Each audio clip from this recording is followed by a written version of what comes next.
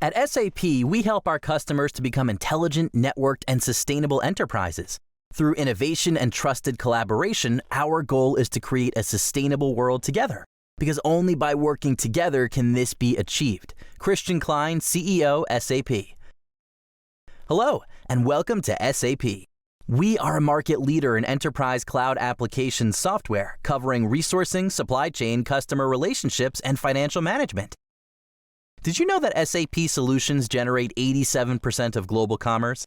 Across the enterprise spectrum, from 99 of the largest corporations to a wide range of successful small and medium-sized businesses, SAP's customers are generating $46 trillion of business.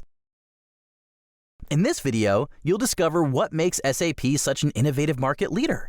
You'll explore how the business productively connects its financial goals with its social responsibilities, and learn how working toward a positive, sustainable world sits at the heart of everything the business does. So, who are SAP? Founded in 1972 in Germany, SAP now have over 109,000 employees and more than 22,000 partner companies. We operate in 155 countries and support 240 million cloud users leveraging our solutions. The fundamental philosophy of the business is to enable cloud technology to build a sustainable world. And as a result, SAP have been #1 in the Dow Jones Sustainability Index for 14 years. But how do SAP make an impact and achieve success?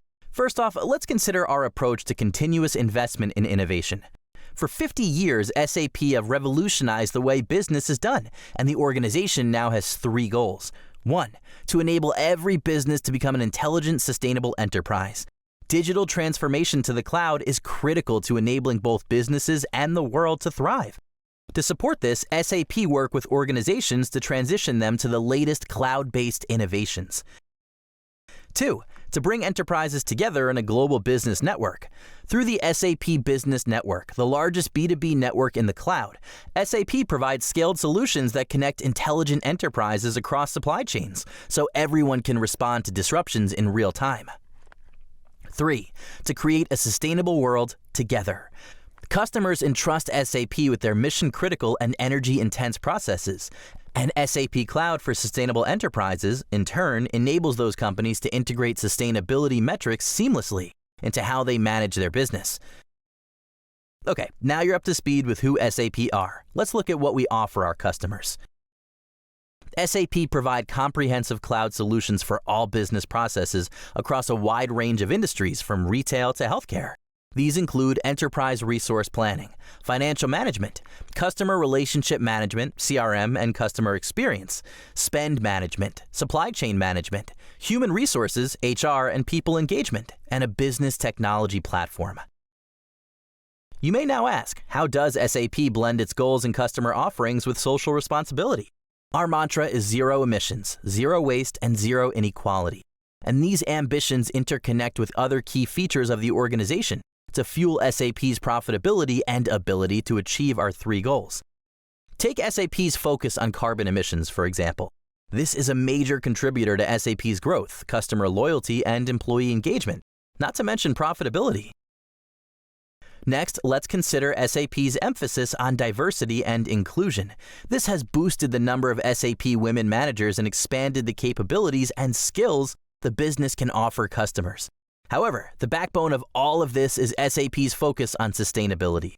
Not only do we see this as a social responsibility, but it runs through the fabric of all we do. So how are we working towards this fundamental goal? Driving enterprise and sustainability through innovation. Just under 30% of SAP employees are dedicated to research and development. Plus, through 17 co-innovation labs worldwide, 10 innovation centers, and 20 development centers, our open SAP training system supports 1.3 million unique users and 6 million enrollments. As an example of the impact this has had, SAP have already helped over 400 external and internal startups develop sustainably. But that's not all. SAP are also dedicated to driving innovation through a rich, diverse, and inclusive employment philosophy. SAP firmly believes that employees are the lifeblood of our operations, and just over 83% of SAP employees are SAP shareholders. We have also cultivated a systematically inclusive mindset by leveraging technology for inclusion, ensuring tools are accessible, and building a diverse and inclusive tech ecosystem across our entire supply chain.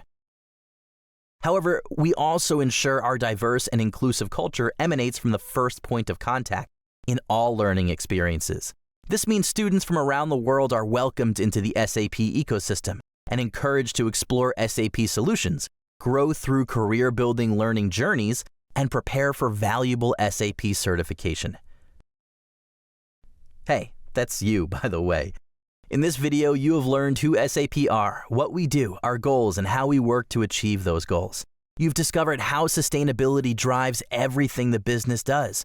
Plus, you've explored how innovation and a wholly interconnected approach to financial goals and social responsibility enhance the impact SAP have on the world.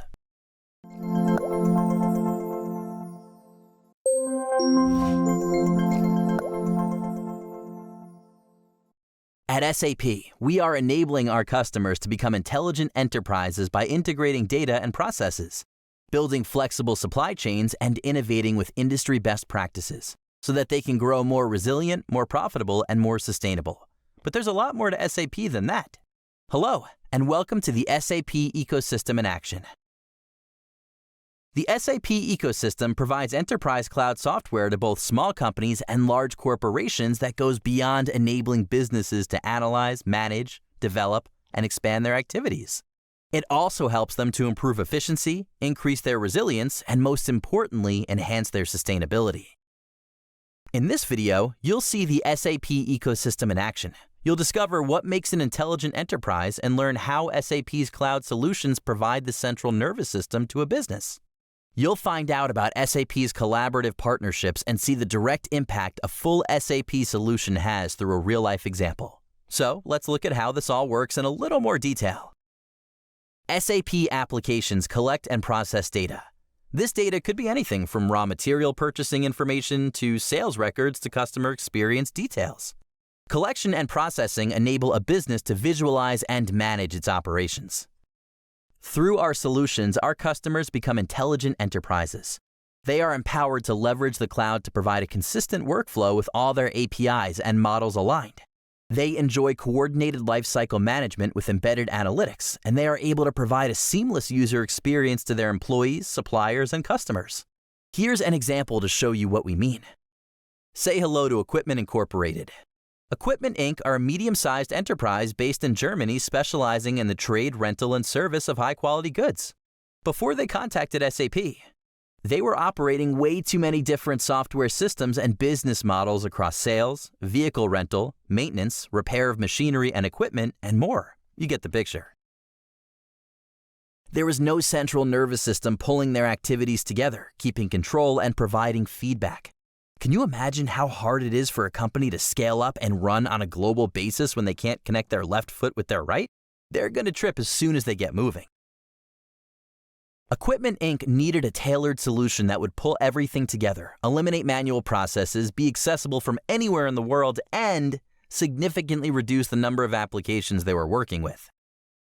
Enter SAP's partner ecosystem. Every industry, geographical market, and business type has its own specific requirements.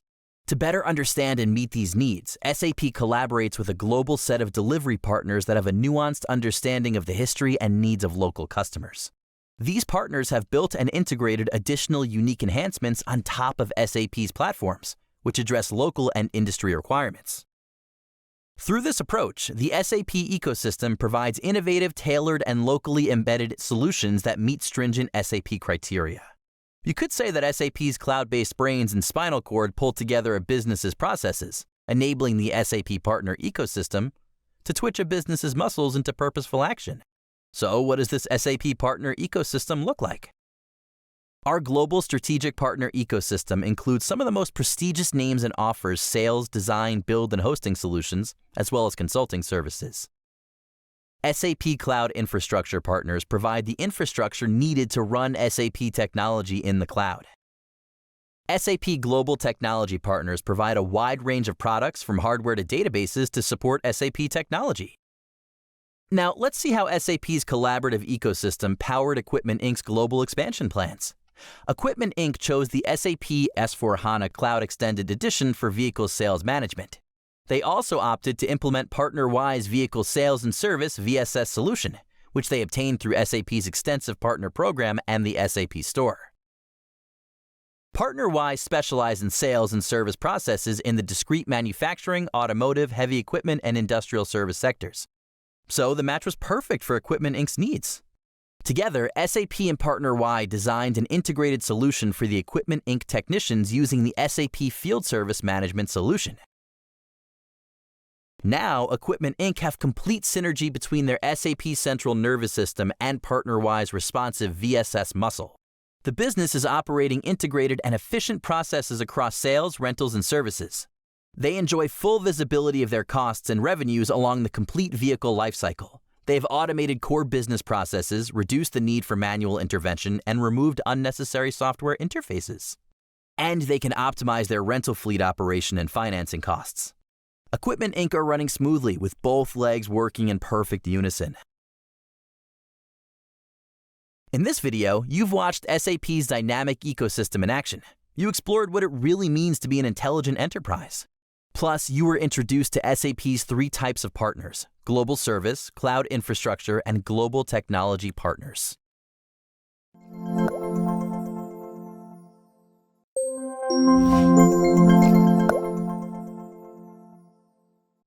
One of the things I learned when I was negotiating was that until I changed myself, I could not change others. Nelson Mandela. Developing your career includes examining your skills and interests and then learning about opportunities available to you. Understanding the roles of SAP professionals will help you find a fit between your talents, abilities, and interests and the career paths available to you. Let's explore what SAP professionals do. We will examine 2 key SAP professional roles, the functional consultant and the technical consultant. Think of these roles as design-oriented, product-oriented, and developmental. What if you become a functional consultant? Your role will be to work with clients and understand their business and their business problems. Then you apply your knowledge of SAP solutions to the problem the customer is trying to solve. You would work with the customer to design new processes and propose product solutions that address their business strategy, operations, and current processes.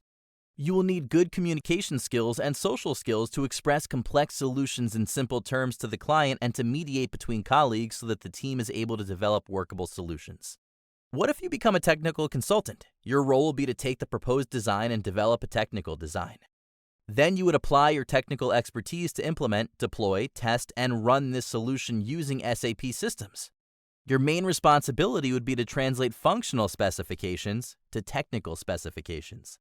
You'll need strong analytical skills and rich programming experience. These skills plus extensive skills with SAP products and knowledge of the customer's business domain will help you create a successful system for the customer. This new system that the team develops will enhance the client's operations, lower their costs, help them manage their risks, leverage their talent, and potentially change the way they conduct business. SAP professionals help clients achieve outstanding results. Can you picture yourself innovating and transforming a business? SAP professionals develop and lead change management initiatives, which include conducting workshops for clients to reimagine their organization's future. This could mean, for example, shaping and delivering finance projects or delivering large robotics projects, or creating augmented reality (AR) projects. What are other skills that will help make you successful as an SAP professional? The best SAP professionals are self-starters. They develop good personal project management skills. They have the interpersonal skills for building and running teams, but can also be a productive member of a team led by others. SAP professionals are lifelong learners, ever curious to broaden their understanding of technology, industries, and clients. They are keen to innovate and bring novel ideas and perspectives. They act as mediators, facilitators, and teachers. Finally, SAP professionals effectively navigate organizational politics and are sensitive to the cultural diversity of the SAP workforce and its global customers. Does this sound like you? Let's explore the possibilities for you as an SAP professional.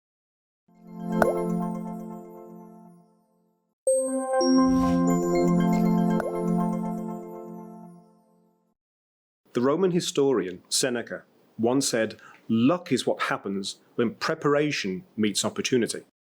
But how exactly should you prepare to make sure you can seize the opportunity when it presents itself? What skills are most valued, and how can you set yourself apart?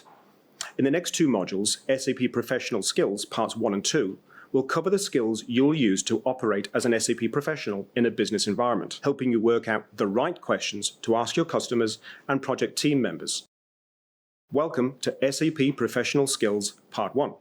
In this module, we'll explore the research, strategic thinking, and conceptual skills that help you understand the big picture in any situation. You'll use these skills to ask, who is the customer? What is the problem the customer is trying to solve, or the business outcome they want to achieve? And, most importantly, why? Once you know more about a customer, you'll fire up your analysis skills. Here, we'll look at approaches to help you interpret situations and data, such as design thinking, systems thinking, analysis models like SWOT, PESTLE, and Six Sigma, along with powerful SAP methodologies that help you accelerate your project work. On projects, you'll use this analytical toolkit to ask, what do the customer's organization and technology environment look like? How are their business and data processes working? And is this customer ready for change and set up for success? After you analyze a customer's environment, you'll formulate recommendations by asking, how can SAP help this customer achieve their goals? And what is the best way to go about it? Here, you'll need effective communication and presentation skills to help the customer understand both what you've discovered and the next steps you recommend so that the customer can make informed decisions. We'll cover how communicating clearly, concisely, and authentically builds trust with your team and the customer and provides a strong foundation for future collaboration. And we'll cover the single most valuable skill in consulting, the ability to actively listen. Finally, we'll look at the professional writing skills you'll need to create easy-to-interpret written documents across the spectrum of your project work, from emails to reports, technical documents, and presentation decks. We'll also provide an overview of the Microsoft Suite skills that will help you develop these documents. In SAP Professional Skills Part 2, we'll build on your learning in Part 1 to explore critical skills like project management, applying functional knowledge, building effective relationships, and collaboration. Let's get started.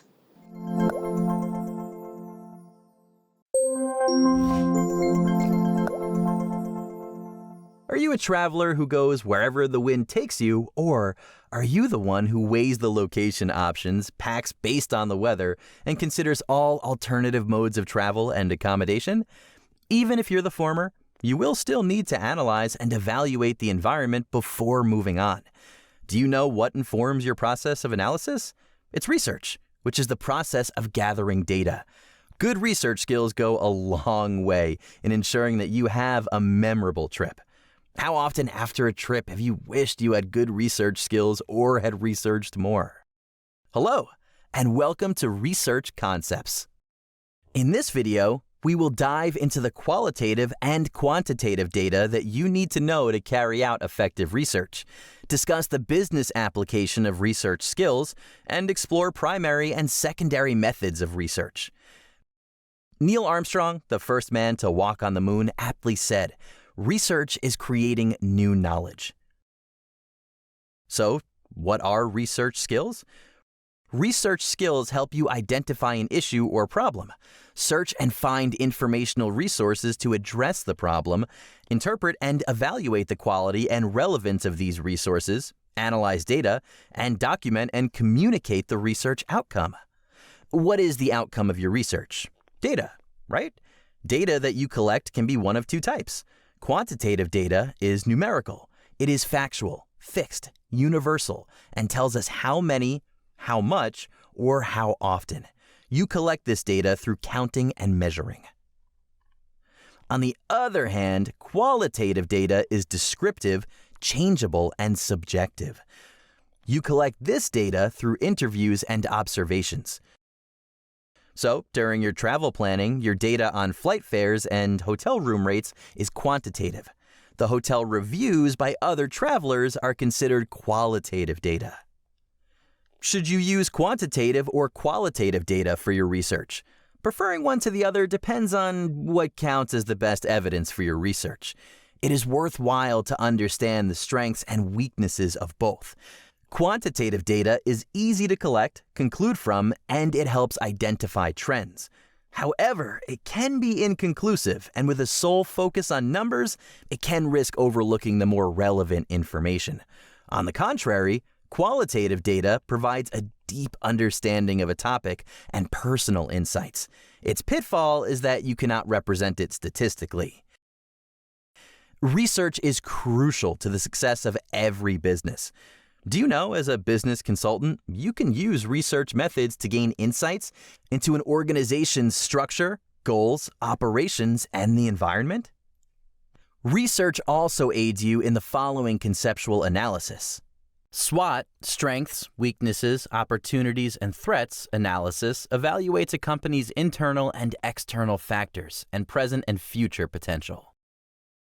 SWOT analysis gives information about a company's competitive advantage. PESTLE, political, economic, social, technology, legal, and environmental analysis, helps study factors external to an organization and their impact on it. These factors include tax law, economic policy, stock market trends, buying behavior, automation, recycling standards, and many more. You can even use research in scenario planning. This strategic planning method considers the plausible future impacts of uncertainties, such as extreme weather, ransomware attacks, remote team performance, and more. Based on the goal of the research, you can use the following methods of research. Primary research, such as workshops, interviews, and online surveys, provides first-hand evidence. And secondary research, such as reports, provides second-hand information. Reading travel blogs and reviews during holiday planning is secondary research, whereas talking to those who have visited the destination is primary research. In this video, you learned that you can gather two types of data. Quantitative data is numerical, whereas qualitative data is descriptive. There are many business applications of research, such as scenario planning, SWOT and PESTLE analysis, and more. Primary research involves collecting data in the field, and secondary research uses already existing data.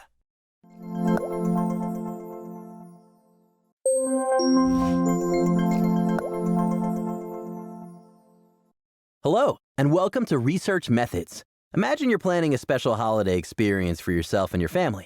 The planning can be overwhelming, but you can ensure a dream holiday with thorough research. Before you begin, you must consider how you will conduct the research. Will you rely on information from sources like travel blogs, books, and TripAdvisors, or will you conduct the research yourself? If you choose the latter, what type of questions will you ask? In this video, you will learn about methods of research and types of research questions. American author and filmmaker Zora Neale Hurston said, "Research is formalized curiosity. It is poking and prying with a purpose." While researching for your family holiday, the key is purpose. The most important question is, what are you trying to find out? The best research begins with, what do you want to discover? What analysis do you need to perform? What data do you need to conduct that analysis? What research methods will give you that data? And what processes and checks do you have to ensure the whole process is accurate, unbiased, generates unambiguous results, and is accurately recorded and assessed? You will likely come across many research methods in your career as a consultant. The key in research is knowing which methods are relevant at which point in a project, which generate what types of data and enable you to perform which analysis. Based on the type of data and analysis needed, you can use the following research methods.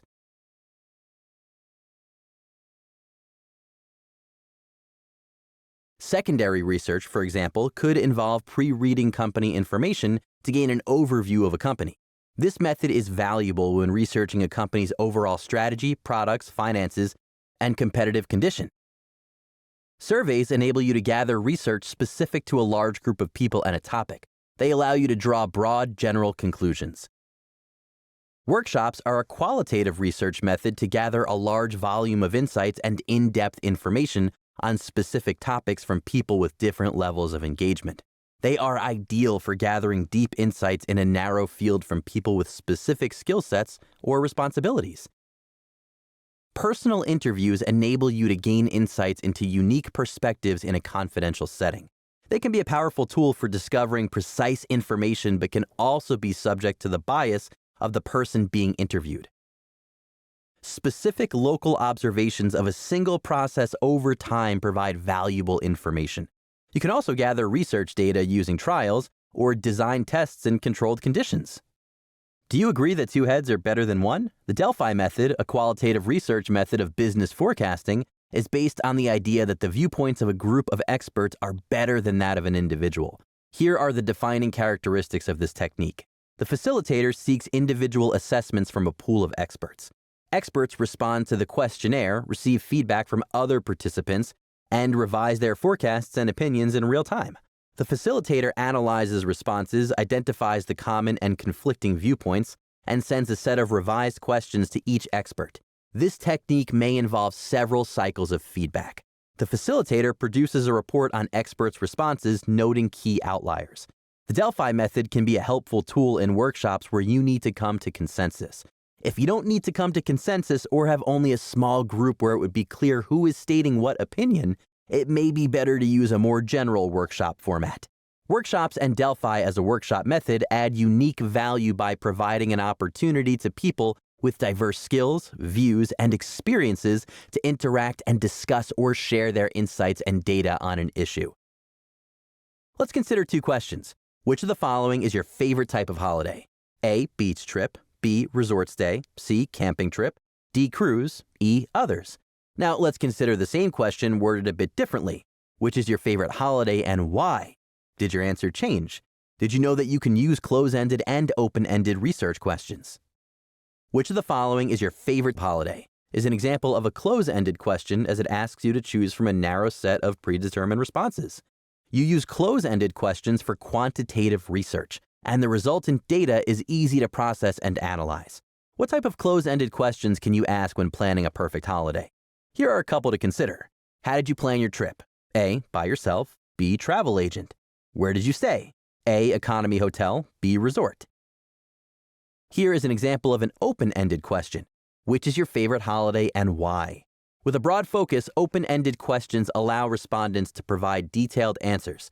You can get better insights into the respondents' thoughts, expectations, and experiences since they can freely express themselves. The purpose of open-ended questions is to collect qualitative data.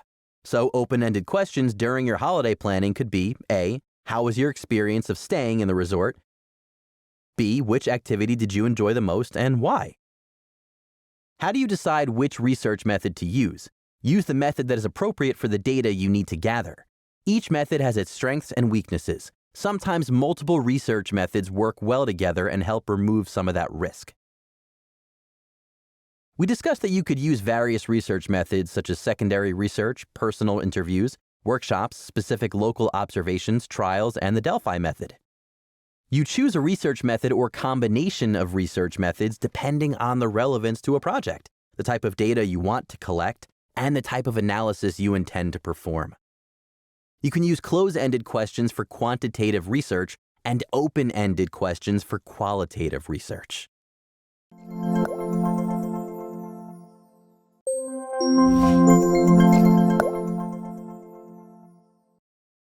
Kenichi Ome, a famous Japanese organizational theorist, management consultant, and advisor, once said, "Analysis is the critical starting point of strategic thinking." Interesting, right? Hello, and welcome to Strategic Thinking. So, what is strategic thinking? It is a focused and intentional thought process whereby an individual seeks to better understand an entity or scenario by analyzing constituent variables and then evaluating the effects of changes in those variables. Ultimately, the aim of strategic thinking is to arrive at a set of ideas, goals, and plans that rely on assumptions made during this process of analysis. So, when analyzing anything, alone or in a team, one useful tool can be a mind map. A mind map is a diagram for showing and organizing information that is linked to and arranged around a central concept. Here you can see the central concept, mind mapping, in the middle of the diagram. With a mind map, you can plan projects, strategies, and goals. A mind map also allows creativity by letting you add thoughts, ideas, and innovation. Further, mind maps are a fantastic tool to collaborate while sharing and working in teams. The benefits of using mind maps are high efficiency, valuable overview of a central concept, and they are simple, fast, and fun. Now, take a moment to think of a personal example. Think of the variables affecting you as you plan a vacation abroad. Think of how you select the location, how you select what to pack, the choice of travel, and the possible events that could affect your vacation. You can do so by using mind maps for your thoughts. Let's start with, how do you select a location for your next vacation? Maybe it's time, or your budget. It's on your bucket list, or you're following a recommendation, or you go there every year. How do you select what to pack? There's weather at the location, luggage allowance, space for luggage in the vehicles you are using, travel companions, and of course, clean clothes in your wardrobe. Next, how do you select the choice of travel? Maybe it's your mood when booking, or recommendations. Maybe it's on your bucket list, or just convenience. And lastly, what are the possible events that could affect your next vacation? Let's see, there's sickness, maybe a delay, the weather, a personal disagreement with traveling companions, or a work commitment. So you may ask yourself, why is strategic thinking important for a consultant? And the answer is, it allows you to arrive at a solution rationally by analyzing, problem-solving, planning, and communicating. To continuously improve your strategic thinking skills, you should observe, reflect, ask questions creatively, consider the whole picture, and propose solutions based on understanding. Sometimes you might even find it helpful to follow a conceptual methodology to guide your thinking. Such conceptual skills include examples like design thinking and systems thinking. These will be discussed in more detail in other videos of this course. So, all in all, the main goal of strategic thinking is to arrive at a set of ideas, goals, and plans that rely on assumptions made during the analysis process. It is a set of integrated choices, all aligned toward a common, consistent goal.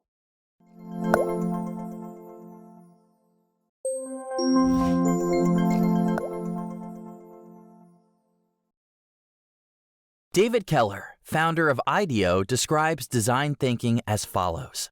The main tenet of design thinking is empathy for the people you're trying to design for.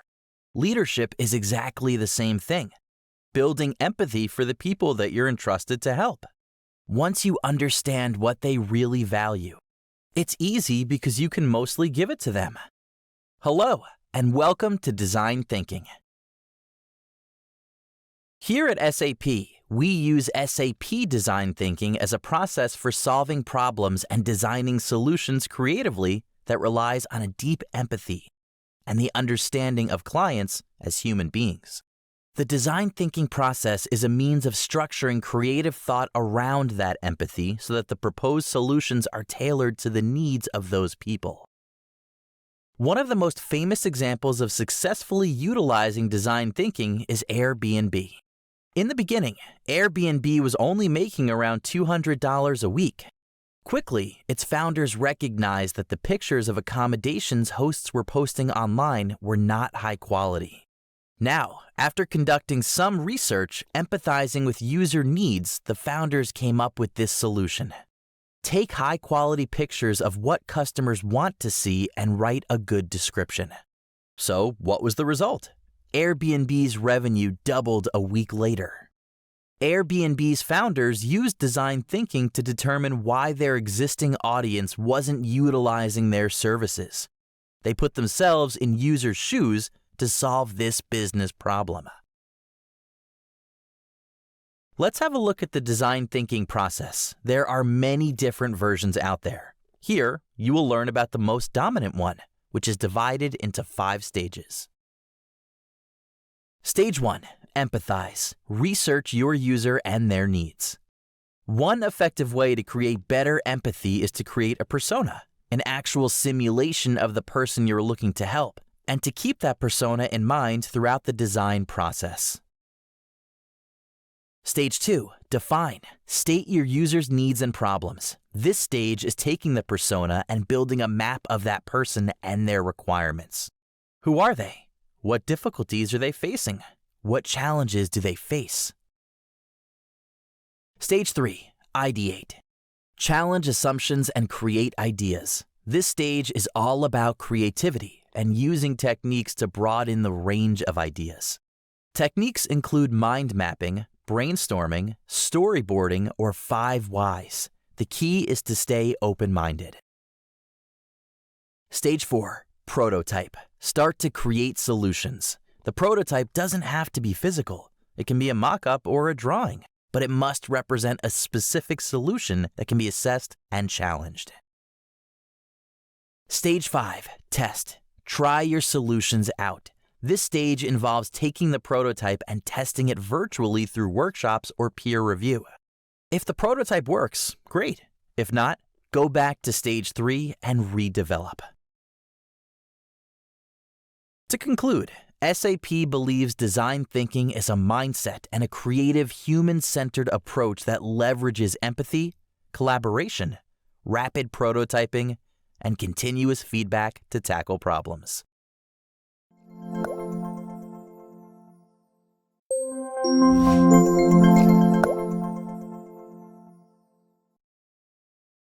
Donella Meadows was one of the world's most famous systems analysts. She stated, "A system isn't just any old collection of things.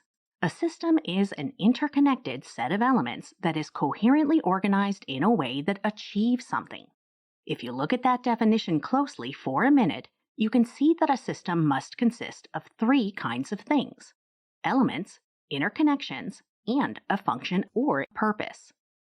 Hello, and welcome to Systems Thinking Part 1. We live in a world that is made up of systems. The world itself is a system, and so is a country, a city, a house, and, in fact, you are a system. You even have subsystems. Now, a system has a function, and when connected to other systems, they become subsystems of a wider system that has perhaps an entirely new and different purpose. Note, when we say systems, we don't mean specifically IT systems. Anything can be a system. Consider this elephant example from an old parable. This parable is about blind men who had never come across an elephant before. Each blind man touched one part of the elephant's body, and afterward, he thought he knew the elephant and then described the elephant based on his limited experience. One man who had felt the trunk said, "I have the real facts about it. It is like a straight and hollow pipe, awful and destructive." The man who had touched the elephant's ear said, "It is a large, rough thing, wide and broad, like a rug." And the man who had touched the legs and feet said, "It is mighty and firm, like a pillar." Accordingly, the men's descriptions of the elephant differed from each other, and none of them described the elephant correctly. Therefore, as Donella Meadows said, the behavior of a system cannot be known just by knowing the elements of which the system is made. So, think about this for a moment. What does the elephant example teach you? It shows that you are dealing with a system if you can answer the following 3 questions with a yes. 1. Can you identify parts? 2. Do the parts affect each other? And 3. Do the parts together create an effect that is different from the effect of every single part on its own? Well, this story has 2 important lessons. The first is that you can identify components of a system and not fully understand the wider system because you don't have the full picture. And the second lesson is that you may not even fully understand the components if you don't have the bigger picture. So, in conclusion, the elephant has many different parts that can be misunderstood, but the overall effect is the elephant. And a system can be defined as a series of connected elements with a goal or single effect.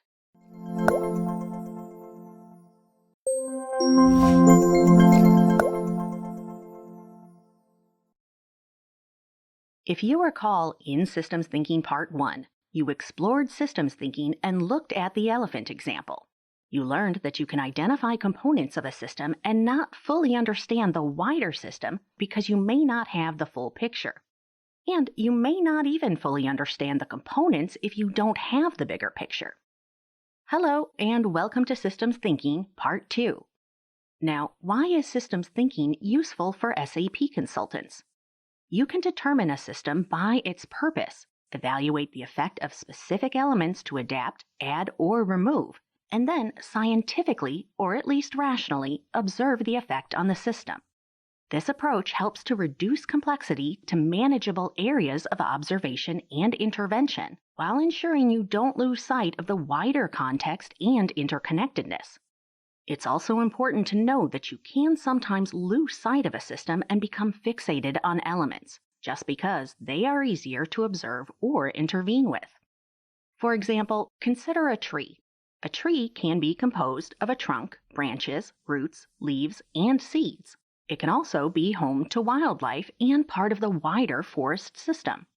The element you look at depends on which element of the hierarchy of systems you are analyzing and the purpose you are interested in. Are you interested in the tree as a food source, a means of capturing carbon dioxide, a home for endangered species, and a source for fertilizing the forest floor? The purpose you are investigating will determine the scope of your analysis and which elements and interconnections you need to focus on. Viewing the world or an organization as a set of interconnected systems with different purposes gives you a powerful intervention tool when you want to change the system's behavior. You can change single elements in a system and see the impact on the whole system. If you can make significant changes to a system by changing one factor, you call these leverage points. They provide leverage because you achieve a larger effect through the system than if the element you changed was somehow isolated. Take the example of a U.S. airbag manufacturer. U.S. regulations say all cars must come equipped with airbags. The airbag manufacturer needs rare earth metals from an African mining company that uses a special drill bit. The drill bit is manufactured by a Brazilian firm with a power outage because of a local flood affecting its generator. And this outage has a knock-on effect as the drill bits are delayed for a month. The mining firm cannot source an additional drill bit from a local supplier in time. So, the rare earth metals are several weeks late arriving at the airbag manufacturer. The car manufacturer cannot produce cars to meet U.S. regulations without an alternative airbag supply, and thousands of people face a delay in receiving their new cars because of an undersupply. All because of a single generator, and because there wasn't enough inherent flexibility in that system. In fact, the global supply chain is a hugely complex system made up of literally billions of subsystems. And over the past few years, we have seen the effects that just one or two leverage points can have. To summarize, a system is a series of interconnected elements that serve a single purpose. A system can form part of a wider system and be composed of subsystems. It is important to recognize that you can view elements individually, but that fully understanding the effects of change requires understanding the wider system. However, you need to understand what level you are looking at and which change you are trying to make.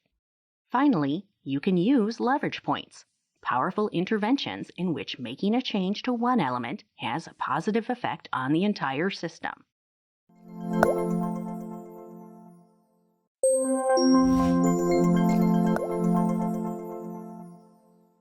Businesses work in an ecosystem. To truly understand your customer, you must understand your customer's business and the environment in which their business operates. John Locke, an English philosopher and physician, once said, "The improvement of understanding is for two ends. First, our own increase of knowledge. Secondly, to enable us to deliver that knowledge to others."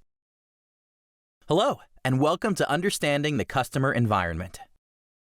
In this video, you will learn about analytical frameworks that can help structure your understanding of your customers. Let's first begin with the obvious question. Why do you need analytical frameworks to understand your customers? Analytical frameworks can help structure your thinking.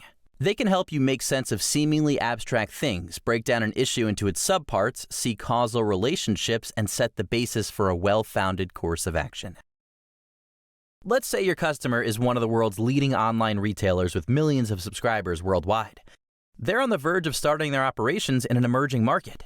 Let's explore our first analytical tool, Pestle, and see how it can help you better understand the environment your customer operates in. PESTLE analysis can help you analyze your customer's business from 6 perspectives: political, economic, social, technology, legal, and environmental. The outcome of this analysis can support your understanding of your customer's business environment. You can apply PESTLE, for example, to understand the impact of data protection trends and regulations of the emerging market they're planning to enter, factors that the politics of that region would heavily influence. Other political factors include government policies and actions, regulation or deregulation policies, political stability, taxation policies, and global trade agreements and restrictions. Disposable income and the culture of consumerism in the region would be economic factors that could impact their success in the new territory. Economic factors could include inflation rates, wages, economic stability, and the cost of living. Disposable income and increased consumerism could be factors you can evaluate using this framework, both presenting an excellent opportunity for the retailer. Social factors you would consider include publicity, social media, lifestyle choices, culture, consumer tastes, buying habits, and demographics. In technology, analyzing factors such as current hardware and network infrastructure, user access, connectivity, automation, employee skill levels, and preference for bespoke versus standard systems would be vital as they can contribute to significant shifts in adoption. Data protection regulations can significantly impact data storage, security, and software. And these are governed by the legal landscapes of a region. From the legal perspective, you would also consider the laws, regulations, and policies that can drive significant shifts in a business. Further, there will also be a need to stay current with changes in legislation that may impact your customers, like financial or health and safety regulations. When looking at the environmental element of the PESTLE framework, factors such as climate change, natural disasters, and sustainability are important considerations. Attitudes of a business towards energy use and sustainability are important factors to consider. Now, let's look at our second analytical framework, SWOT. SWOT stands for Strengths, Weaknesses, Opportunities, and Threats. You can use this model to analyze any entity in relation to its environment. Understanding the strengths, weaknesses, opportunities, and threats facing a customer organization can help you understand how your solution can help your customer alleviate problems and seize new opportunities. Strengths for your retail giant that wants to move into an emerging market could include already having a proven low-cost model, for example. Lower wages in the region could be considered a weakness. It could mean starting with aggressive price points and negligible margins. Expanding the product offerings to include local needs and vendors can be an opportunity that emerges from needing to be price-sensitive. Data security, scalability, and governments introducing regulations to protect the local industries could be possible threats for the business. Combining SWOT with PESTLE can help you explore how prepared your online retail customer is, or needs to be, to succeed in their environment. And the third framework is VUCA. VUCA stands for Volatility, Uncertainty, Complexity, and Ambiguity. The framework focuses on variation, risk, and change. Volatility is when the challenge is unexpected but not hard to understand. For example, price fluctuations after a natural disaster. Uncertainty is when you can anticipate the effects of an event but cannot predict the impact. For example, how much the natural disaster will change the market's direction. Complexity is when a situation has many interconnected and moving parts, and you can only predict some but not all consequences. And ambiguity is when there are no precedents and therefore no prior experience or knowledge. When the World Health Organization declared COVID-19 a pandemic, airline passenger traffic collapsed. To survive this unprecedented disruption, SAP helped a large international airline implement a fully integrated suite of procurement solutions to increase automation, give them greater control over their spend volume, and guide their buying capabilities. Adding VUCA analysis to factors defined in the SWOT analysis can provide essential information about the potential positive and negative impacts of a proposed action. Suppose a factor considered a strength has a high degree of complexity or uncertainty. It may ultimately play out as a weakness rather than a strength. Summing up, the frameworks PESTLE, SWOT, and VUCA are fantastic tools to analyze your customers and understand their operating environments. And the better you understand your customer and their needs, the better you can act as a trusted advisor and work with them to enhance their business.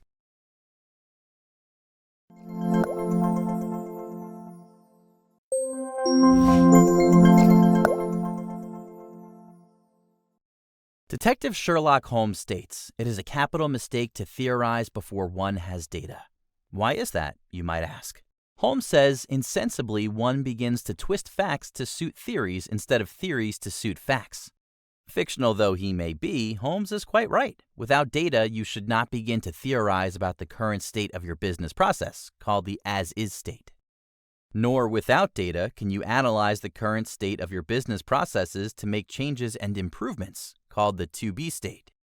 Want to know more? Let's talk about it. Welcome to Analyzing Business Processes and Data. Once you understand the greater business operation landscape, for example, financial forecasting, cost analysis, budgets, hiring, and cuts, it's also essential to distinguish and understand the business focus, activities, and processes. To understand the business, you use business analytics. On the other hand, you use business process analysis, BPA, to understand the processes and seek improvement. Instead of looking at the business operation landscape, BPA looks at the individual processes, networks, and integrations between processes. What is business process analysis? BPA is a detailed multi-phase evaluation of each part of a business process. As an approach to analyzing business processes, BPA is designed to identify what is working well, what needs to be improved or changed, and how best to make those changes and improvements. BPA usually begins by identifying the processes you want to analyze. Also, part of the process is creating a diagram, such as the Business Process Model Notation, BPMN, that allows you to visualize either the individual processes or the network of processes. Desired outcomes of BPA include cost savings, increased revenue, improved customer and staff engagement and satisfaction, more efficient workflows, better alignment with key performance indicators, KPIs. Let's walk through BPA. What if your business began receiving customer complaints about delivery delays or lost or misrouted deliveries? An improbable event, I know, but what would you do? Since deliver is one of the 5 processes within the supply chain, you will want to narrow your focus and perform BPA on the delivery process. An outline for BPA would look something like this. 1. Define the problem. A. Name the goal or desired outcome of the process. B. Document the deliverable requirements. C. Identify your stakeholders. 2. Measure the process. A. No matter how insignificant it may seem, list all the steps and the outcomes associated with each step. Once you've completed the design process, you can create a business process modeling notation, BPMN. The BPMN will allow you to identify gaps, bottlenecks, breakdowns, and other areas in the process that could be contributing to the delivery issues. 3. Analyze the process and the problem with your stakeholders. To analyze the process and the problem, the group could perform an activity called the 5 whys, and then use that information to create a fishbone diagram to help you get the root cause or causes. As you work through the analysis, it's a good idea to question whether certain steps are valuable or necessary.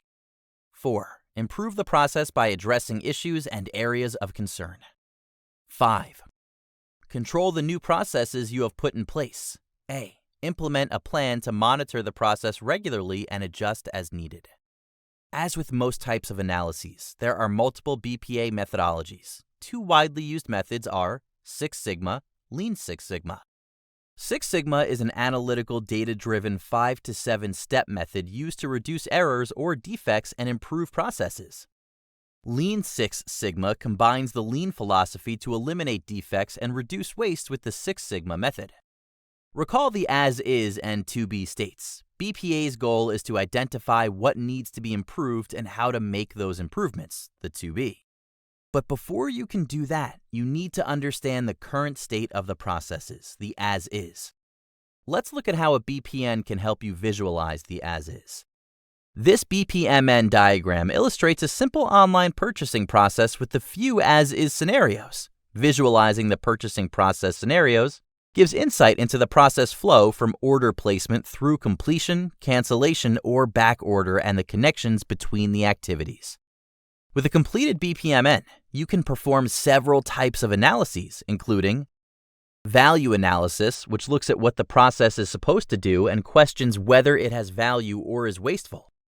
Root analysis, which involves asking why until you get to the root of the problem. And gap analysis, which is based on what the process is supposed to achieve. A gap analysis helps identify what is missing that can make the process more efficient. As you've seen, many different analytical methodologies, processes, and sub-processes exist. Today, it's essential to understand your business processes through business process analysis and to continually seek improvement. Keep in mind that the output of any method depends on the data quality, which in turn depends on your skills in obtaining accurate information.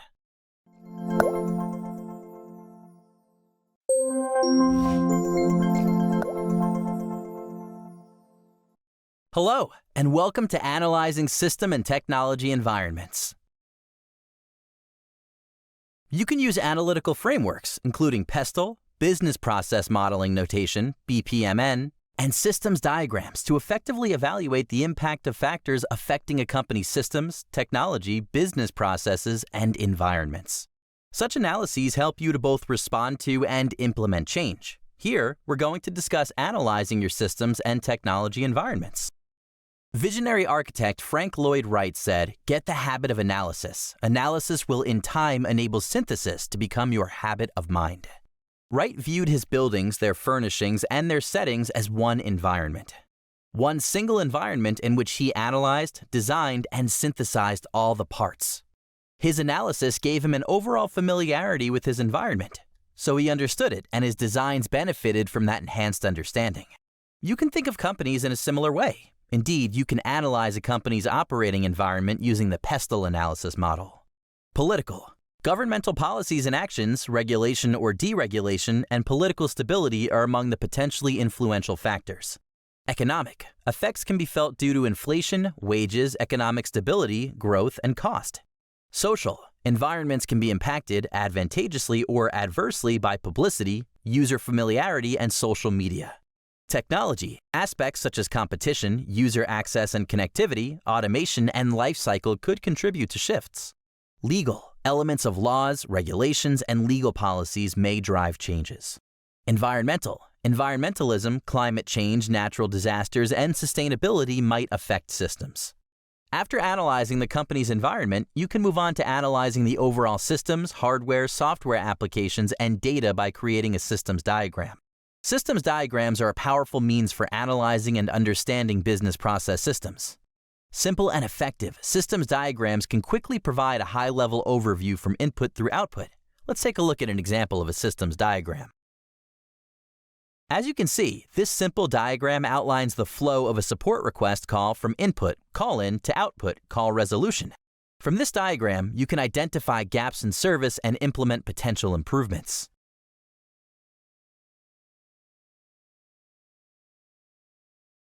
Following the systems diagrams, you can create a business process modeling notation BPMN graphic. With the BPMN, you can visualize the systems and specific business processes used within them.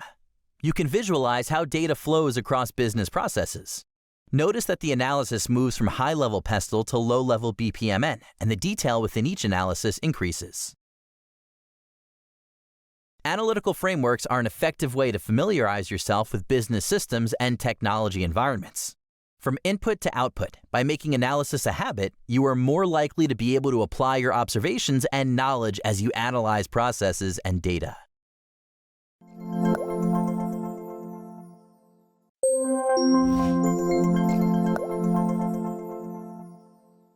Carl Rogers said, "We think we listen, but very rarely do we listen with real understanding, true empathy. Yet listening of this very special kind is one of the most potent forces for change that I know." Hello, and welcome to Verbal Communication Skills. Let's start with listening, the most vital and powerful consulting skill. Now, as a consultant, you always need to focus on two parts when listening to your client. Part one is to understand what the client is directly saying to you. And part two is to understand the client from their context, environment, and their inconspicuous behaviors. Understanding both parts makes you a great listener, and with that, you will understand the real drivers and challenges for your clients. To truly understand them and establish the crucial bond of trust between your organization and theirs, you always need to genuinely and empathetically listen to clients. There are three forms of personal communication: listening, speaking, and body language.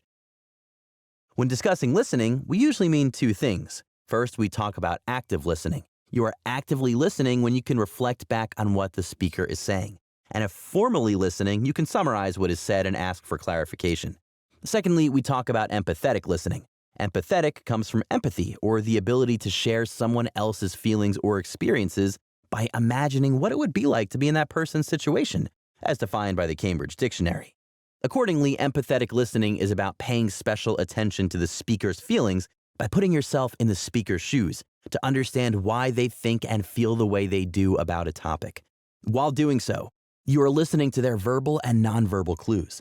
Many times, the speaker's verbal and nonverbal clues don't match because we as human beings have learned to not share everything with everyone all the time. A reasonable person will share openly after an established bond of trust, which can take some time to realize.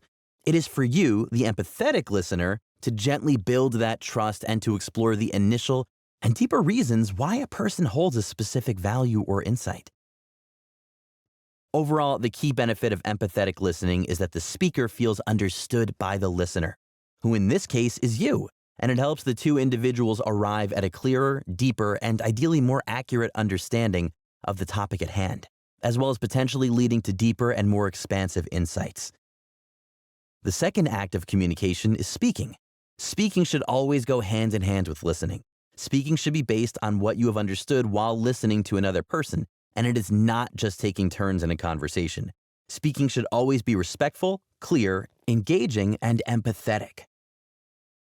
When you speak to a person, the listener, two elements of communication are involved: voice, namely pitch, pace, tone, and volume of your voice, and the actual words.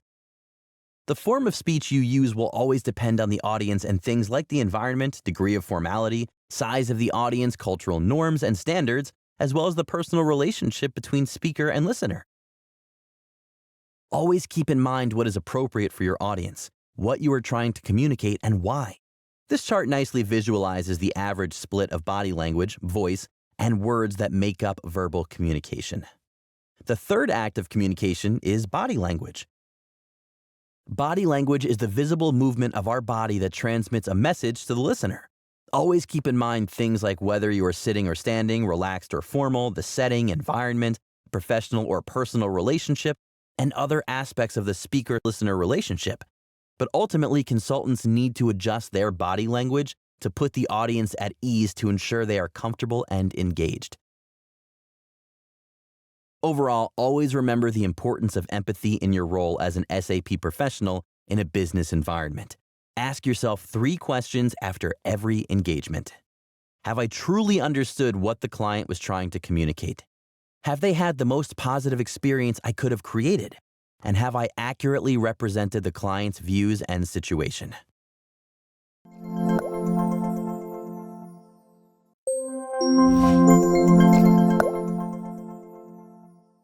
Albert Einstein once said, "Everything should be made as simple as possible, but no simpler."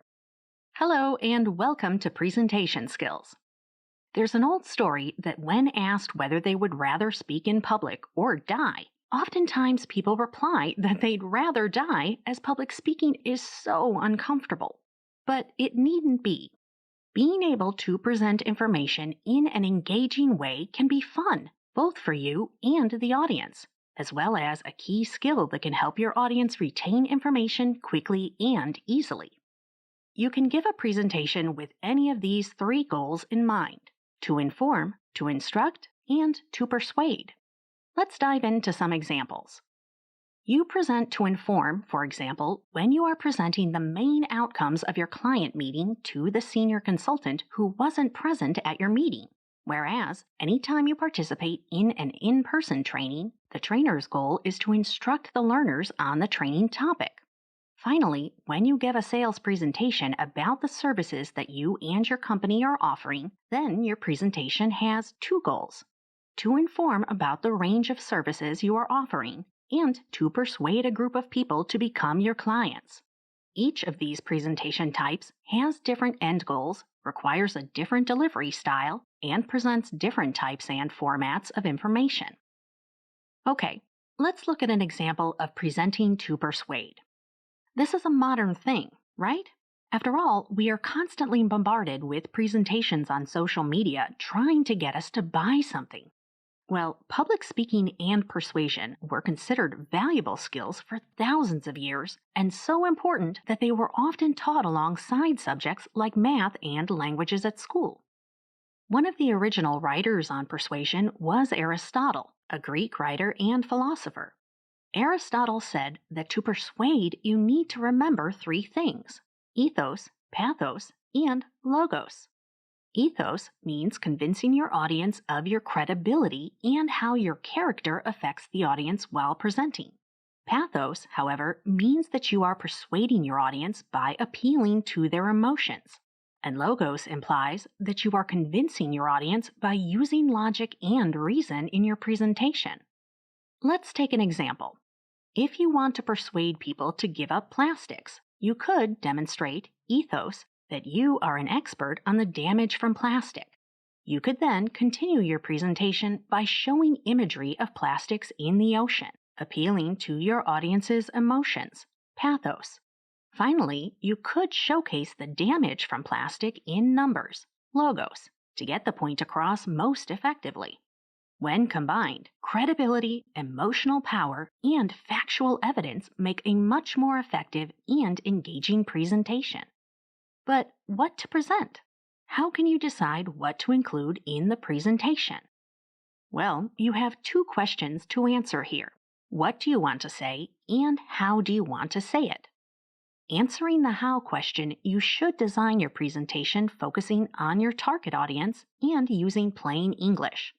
Always remember that an audience usually has expectations from the presentation, and the most effective way to understand those expectations is to keep a persona in mind that reflects that audience.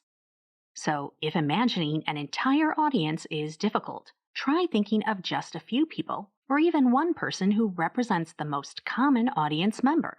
Then you can speak directly to that imaginary persona. Looking at the what question, well, one of the most tried and tested formats in all of modern public speaking is 1. Tell them what you are going to tell them. 2. Tell them. And 3. Tell them what you told them. In other words, provide a North Star for the talk, a reason why the audience should be interested and continue listening. Then provide the content, and then provide a short summary of salient points that the audience should take away with them. Now, this was presentation skills in a nutshell. It's not that hard, and keeping these simple structures should give you the confidence you need to build your experience in public speaking. So remember, inform, instruct, and persuade. Credibility, emotion, and facts. And finally, intro, content, and summary. Oh, and most of all, keep the audience persona in mind.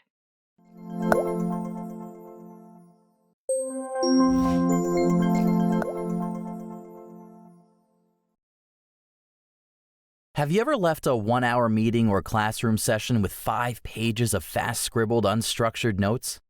Afterward, have you ever tried to summarize the 3 most important session points quickly and verbally for a colleague or fellow student using these messy 5 pages of notes? I don't know about you, but I have, and I wasn't satisfied with the results as I still thought that all 5 pages were important. And I couldn't pick the 3 most essential points that quickly. So, what's the solution? Hello, and welcome to Professional Writing. In this video, you will explore why business writing skills are important for SAP professionals and take a closer look at the following 3 key writing skills: effective note-taking and representation of a conversation, effective documentation, and email writing. Moreover, you will discover the 3-step writing process.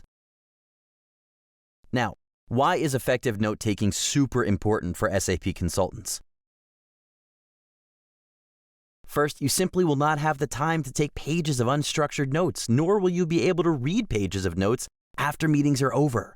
And secondly, many meetings or conversations have an objective, and effective notes help with understanding how to reach that objective. The best notes reflect the passage of a conversation, the key conclusions, and the next steps. They are not a word-for-word transcription of an entire conversation. Also, whenever clients, program and project managers, or partners share important information, requested or not, it often makes sense to take notes to always be prepared to share the most important takeaways from those conversations. Good notes also accurately assess topic discussions through multiple conversations over time, which could be days, weeks, or months. So, what is the best way to take notes?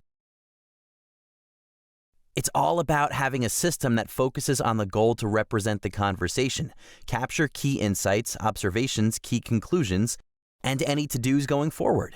Take notes on a prepared piece of paper or a document on your device specifically for recording notes while listening carefully to what is being said. Take a look at this notes template. On your meeting notes template, you fill in details like meeting date, topic, participants, 3 key takeaways, and possible to-dos for your team and for your client. In a large meeting, including an informal one, you may also want to note the name of participants. If it's an in-person meeting, you could include a drawing showing participants' physical position in the meeting room, which may help you recall meeting details later, if necessary. In a typical consultant environment, you will write every day. Teams messages, emails, and proposals, just to name a few. The key is to be concise, as brief and to the point as you can, and with a clear objective with a final ask or summary. What does a powerful business email look like? First, make use of the 3-step business writing process. Step 1. Always answer the following 3 questions before writing. A. What is the subject? B. Who is your audience? C. What is the purpose? Step 2. Make an outline for the text you want to write. Step 3. Write the text, keeping in mind the following. Be concise using KISS, keep it short and simple. Use a style that is appropriate for the audience and the formality or importance of the content. Minimize the number of words. Write in plain English. Make use of active voice. Break up your writing into short sections. Include visuals whenever necessary. And strive to present your most pleasant personality in your email. Secondly, avoid extending an email conversation if a call would be better suited. And think carefully about sharing with wider audiences. Don't have long CC lists for emails that only require input from one person, for example. Generally, professional writing skills develop with experience over time. But if you keep in mind the need for clarity, brevity, accuracy, and appropriateness for the audience, you will be well on your way to being an effective business writer.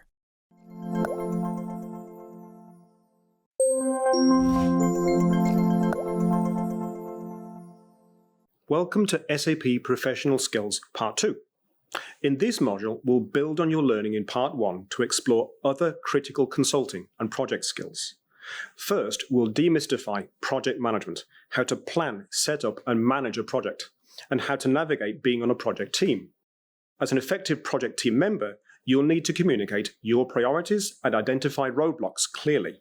We'll also talk about the pros and cons of key project management and development methodologies you'll encounter on SAP projects, such as Waterfall, Agile, and DevOps.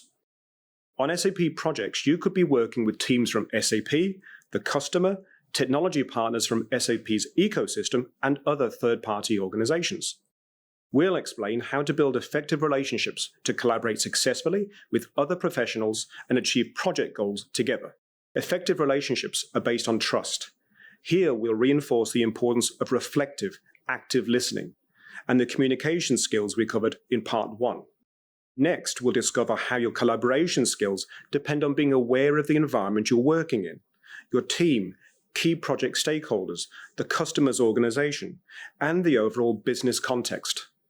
To support you here, we'll examine how to sharpen your business acumen, cultural awareness, and political sensitivity skills.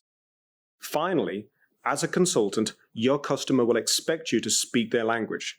For example, if you're working on an SAP project for a bank or an insurance company, you should be familiar with basic financial and risk concepts. In the public sector, you may need to understand public accountability, or in healthcare, to understand patient privacy. Knowledge about industries is called domain knowledge, while knowledge of business processes and the solutions used to support them is called functional knowledge. We'll look at developing useful functional and domain knowledge, how you can apply this knowledge on projects to build a deeper understanding of customer circumstances and build your credibility as a trusted advisor. Let's get started.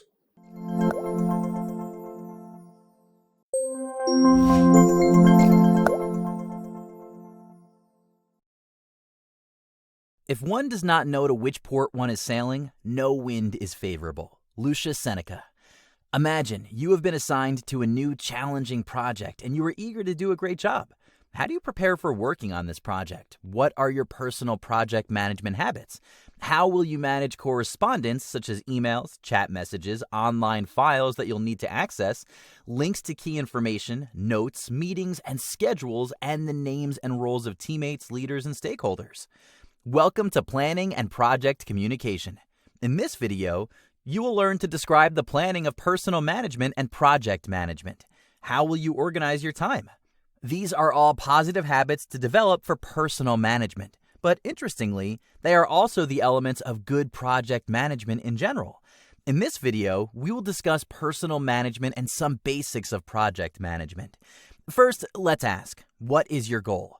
Once you know the end goal, you can visualize what needs to be done, moving backward in sequence. You may want to ask yourself questions such as these. Which activities need to be done and in which order? Are there any that are dependent on other activities being completed first? Can any be done simultaneously? How should you allocate your time? Are certain tasks more difficult? Are there any tasks that run the risk of being unachievable or becoming more expensive in time and resources? Are there any other people you need to communicate with to ensure you complete your tasks? Are you in the habit of prioritizing your tasks each day so that you are focused and working on what is most important? Daily prioritization of tasks is the key to making that happen. And congratulations, if you do, you may already be using an Eisenhower matrix. This means you rank your activities by two criteria: urgency and importance. High urgency with high importance tasks should be completed first. For example, time management experts also advise integrating your personal schedule with your work schedule. Why schedule a meeting to discuss project deliverables when you have to go to the dentist? This way you will know that you are doing what you should be doing, work or personal, at any time. And this will help you feel grounded and secure even on those busy days when unexpected emergencies arrive. So, for your personal project, you have set a goal, listed activities and set out in which order, listed any dependencies, decided on the time and resource allocation, thought about relationships and communication, prioritized activities daily by importance, and thought about time management. Congratulations, you've already created your first project plan. Suppose you were assigned to work on a new project and would like an overview of the project. We will look at a typical approach to project management. The project lifecycle consists of phases. Early in the project, the business value of the project to the customer's business must be established. As a rule of thumb, a project initially kicks off with a project steering team. This team sets project goals, scope, standards, roles, responsibilities, strategies, and tracking methods, including any metrics such as key performance indicators, KPIs, that would help keep the project on track. The team also designs a sequential workflow just as you did for your personal project. In consulting, it is good practice to hold a kickoff meeting so the vendor and the customer teams can meet and receive an overview of the project. A project plan is written that provides the direction for the entire project and can be used for reference. A gap analysis may be performed to confirm that business requirements can be satisfied. In this phase, you are really starting to work closely with the customer. This is the time for refining and confirming business requirements, documenting requirements, and addressing project issues. Then, the major work on the deliverables is underway. Communication is key in project management. This is to ensure that everyone is aligned on goals, priorities for specific days, weeks, or months, and on resource allocations. Communication also prevents different parts of a project team from running into conflict either through competing goals or activities or from misunderstandings around focus or prioritization. In a project, it is better to over-communicate than to under-communicate, but also only communicate what is relevant. Another key aspect of project management is the phase sign-off. Remember when you broke down your project into smaller pieces? These pieces can each be considered a project in their own right. As each piece, or phase, is completed, it makes sense to review the story so far, and only declare that phase complete if it really is what was promised. That way, you won't run into trouble further into the project because someone made a mistake weeks earlier and no one picked up on it.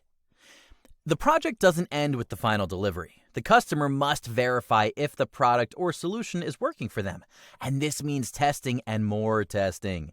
There may be a need for further enhancements, particularly if the customer's needs have evolved. And in many cases, there will be an ongoing relationship with the customer as the business world is ever changing.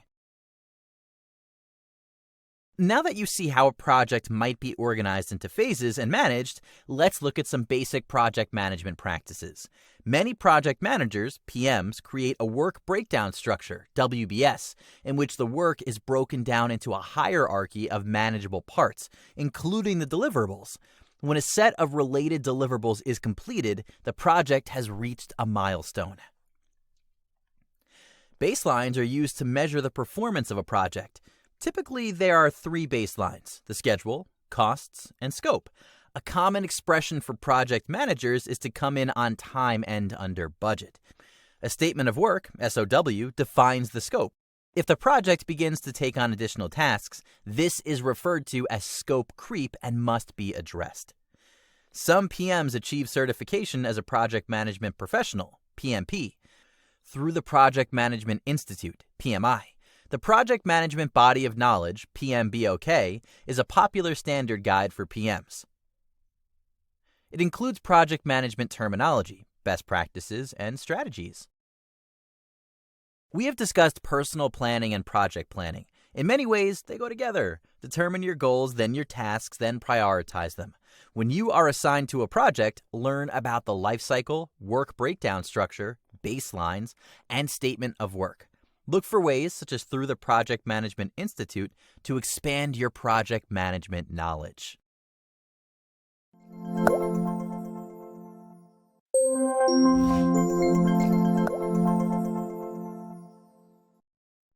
He has half the deed done who has made a beginning. Horace. Here's the learning objective for this video. There are several development methodologies for projects. We will discuss waterfall, agile, DevOps, and cloud-based. You definitely want to understand the way the project is structured and managed so you can function well as a member or leader of the project. Welcome to Project Management and Development Methodologies. The waterfall method is a highly traditional project management method that arose from the needs of the construction and manufacturing industries. In the first place, customer requirements are gathered and a requirements document is generated. In subsequent phases, activities are listed in sequence. In fact, the technique is so named because all of the elements in a project can be arranged one after the other to resemble a waterfall of activities. The waterfall method is very structured. It is a phased, step-by-step approach. Each phase has entrance and exit criteria. One phase must be completed before the next can begin. Teams work on various aspects of the project during the design phase. During the integration phase, all the parts of the project come together. There are 2 key weaknesses of the waterfall method. First, you may only see the final deliverable to the customer right at the end of the project, meaning value realization happens only at the final sign-off. Second, teams may also work separately in sequential silos and may not be aware of their impact on one another or be able to interact fully to pass along experience. This can be frustrating, time-consuming, and expensive. Once delivery is made to the customer, the implementation team must make it work. If you work on a waterfall project, be aware of all deadlines, be sure to make your deliverables, and communicate with your team. Try not to let yourself be siloed. Above all, resist the temptation to just pass problem issues along to the next phase without addressing them. If you are leading the project, some of your key responsibilities are building a business case for the project, setting up the schedule, setting up methods for tracking and reporting progress, determining priorities, budgeting, monitoring costs, and communicating with and supporting your team. Agile is a philosophy as much as it is a method. It emphasizes individuals and interactions over processes and tools. The people on the project have a significant role in driving the project, more so than using a particular process or tool. In an agile environment, work is done collaboratively on cross-functional teams and carried out in iterations. That is, design is followed by customer review and then followed by improvement on the design. The designers collaborate with the customer to build a product that satisfies or exceeds customer expectations. With Agile, the plan is the focus, but the key is to be flexible or agile enough to respond to change. Instead of working in siloed groups, cross-functional teams composed of members from different areas carry out the work. Work is often done in sprints of approximately 2 weeks duration. Your team may meet every day for a short stand-up style meeting to check on progress and report anything that is blocking you from completing your work. Your team may use a Kanban board to track the completion of work. A Kanban board visually represents the tasks or items where they are in the process and who is working on them. Agile usually includes continuous improvement. This means continuously iterating, testing, and improving. It also means that a customer will be able to realize some of the benefits of the overall project at phases along the way, not just at the very end. DevOps is a fast-growing method for managing projects. It grew out of the need to combine the efforts of the development team, Dev, and the operations team, Ops, on software development projects. Consider it an extension of Agile. In the past, the Dev team typically developed a product and passed it over to the Ops team to implement it. DevOps represents a significant cultural change in which Dev and Ops no longer work in silos and instead work collaboratively over the life cycle of the project. DevOps encourages testing, learning from failures, and continuous improvement.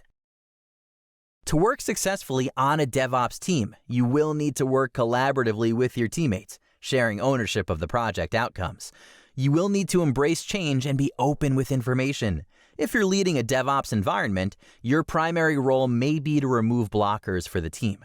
You will also need to work cooperatively across functions and communicate with trust and respect with other teams as well as your team. Once the product is developed, it is not simply handed off to the Ops team to implement. Because the teams are cross-functional, the Ops team has been working alongside developers throughout the process. This style of work is generally more satisfying and successful. It is a great feeling when the project comes together, the customer is happy, and the Kanban board is completely cleared. The adoption of cloud methodology brings about a big shift in the way we think and work. Think about a common service such as Google Maps. Examined closely, it is composed of many small services such as mapping, written directions, voice directions, places of interest, hotels, and restaurants. Imagine the amount of data involved and the coding it takes to build and support Google Maps. With cloud-native design, these services constitute a collection of small databases or microservices. This allows horizontal and vertical scaling of these microservices instead of building and maintaining one large set of code. Upgrades or fixes are applied to the microservice rather than the entire system. Testing and automation help prevent human error and allow for very quick fixes. For a project manager, cloud-based computing offers several benefits. For example, it is very easy to connect team members worldwide and enable them to share plans, updates, and documentation. It is also more secure as it enables team members to avoid storing files on laptops that can be left on trains or on local PCs that can become corrupted. We have discussed 4 development methodologies for projects: Waterfall, Agile, DevOps, and cloud-based. Waterfall focuses on structure. Agile focuses on flexibility. DevOps brings cross-functional cooperation. Cloud-based projects enable scalability. You could be working on any of these and will want to be familiar with each one.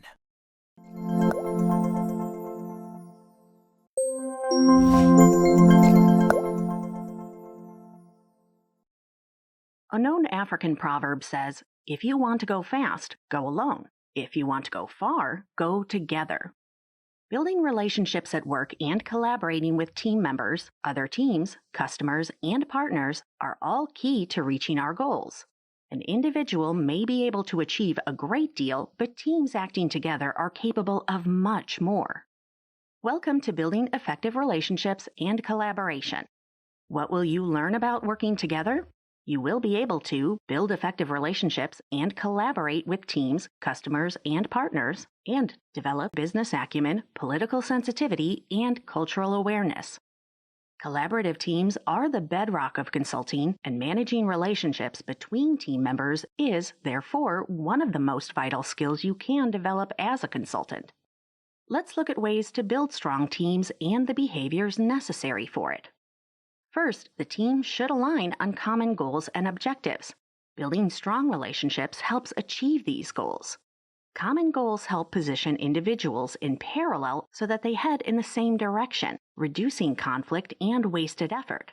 It's vitally important to maintain clarity of purpose and pursue the right goals and objectives. and for the team members to be clear on their own goals and how they can contribute to delivering results. One approach in goal setting is to set an audacious goal, one that everyone can understand, is inspiring, and opens up possibilities for the company. An audacious goal completes this thought. It would be fantastic if this kind of innovative and transformative goal has a greater scope and impact. For example, instead of setting a goal for a work group to save $100 a month on office utilities, you could set a goal to have everyone work from home and eliminate office utilities. In September 2015, Under Armour set a goal to open over 1,000 Under Armour branded stores in over 40 countries. But what if, upon examination, the goal is too big? Well, then you can create smaller, local goals that are more achievable, but that always still guide you toward your ultimate objective. As Lao Tzu, a Chinese philosopher, once said, "A journey of 1,000 miles begins with a single step." Now, effective collaboration is, of course, about more than just setting goals. It is about forming relationships with your fellow human beings. And building trust is critical to this process of connecting to other people. Trust is the bedrock of any relationship. Most people think, "I'm an honest person," and they believe this alone makes them trustworthy. Don't you think that? Unfortunately, it isn't that simple. Trust goes well beyond honesty. Consider these 6 components of trust. The first is competence. What is your skill level in the topic being addressed, and how has your judgment fared in the past?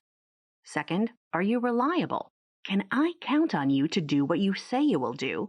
Do you have a track record of delivering what you promised? Third, are you consistent in your work habits and general behavior? Have you consistently displayed good judgment and decision-making based on the available information? Fourth is whether you are a caring person. Can you build solid, workable connections with people? Fifth, are you authentic? Are you who you say you are? Authenticity has to do with emotional maturity and is related to being realistic, thoughtful, and true to yourself. Can you maintain appropriate levels of emotional response to any given situation? And finally, shared experience. Have we shared an experience so I have evidence of how you think and behave? Shared experience, particularly pulling through adversity together, creates bonds of trust. Building and maintaining trust are invaluable skills for creating good working relationships and positive team outcomes. Developing awareness of your own behavior is the first step. Then ask yourself periodically, am I being competent, reliable, consistent, caring, and authentic with others? Am I developing shared experiences in which I demonstrate these elements of trust? Trust also helps build psychological safety for the team. Think of a time when you worked with someone who was always easy to work with, who seemed to understand where you were coming from, had your best interests at heart, and never escalated a conflict unnecessarily or caused you to feel diminished in any way. Some people are skilled at creating psychological safety. They look for areas of agreement and solutions, step out of a conversation that is escalating into conflict, reflect back on what others are feeling, and behave respectfully toward everyone. They apologize and clarify when appropriate and seek to fix misunderstandings.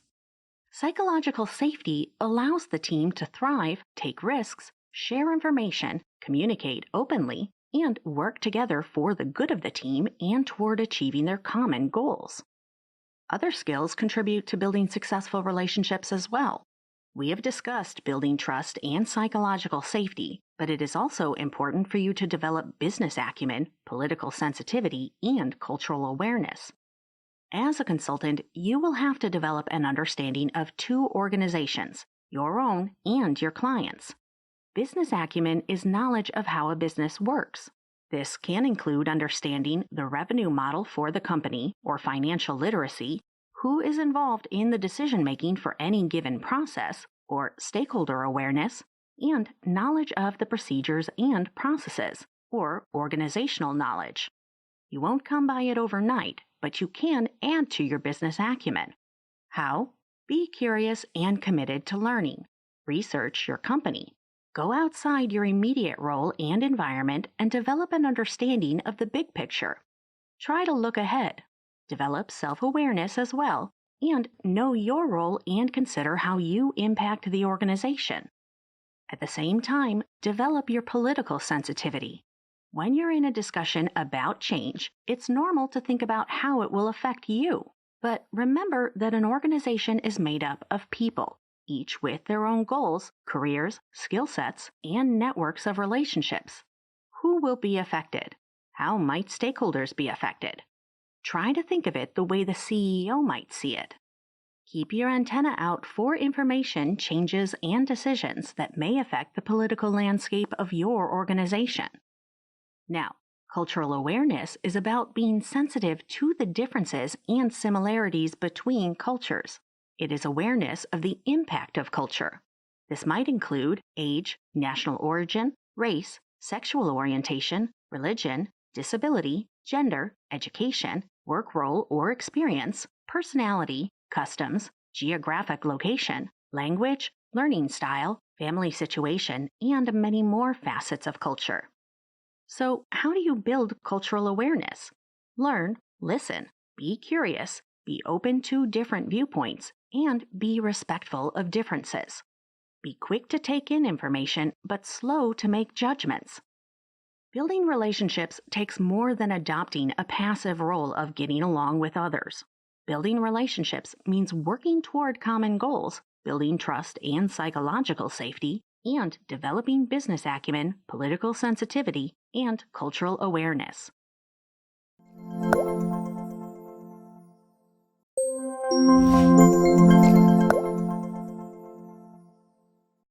Knowledge is not power. It is only potential. Applying that knowledge is power. Understanding why and when to apply that knowledge is wisdom. Takeda Shingen. Are you a specialist or a generalist? You are likely in some ways a specialist and in some ways a generalist. Building a truly intelligent enterprise calls for a broad range of skills, such as specialized functional skills, as well as some general knowledge of a business environment or domain. Welcome to Applying Functional and Domain Knowledge. We will explore what functional and domain skills are, how they are applied, and ways you can develop them. We'll begin with functional skills. If you have functional skills, you have knowledge, qualifications, and/or experiences in a relevant field that enable you to perform a function. Human resources, finance, and accounting are examples of functional areas of business. We can also identify functions by their purpose or aim. For example, functions can be employee experience management, financial control, or enterprise resource planning. Functional consultants understand business processes and functions. They also have a fundamental awareness of the features and capabilities of various software at the application level. They understand the fit between the client's business processes, their problems, and the software.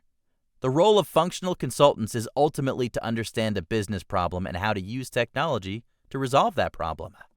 Supply chain management, SCM, is a good example of a valuable functional knowledge area. SCM is the design, planning, manufacture, distribution, and operation of a sustainable supply network to produce a product.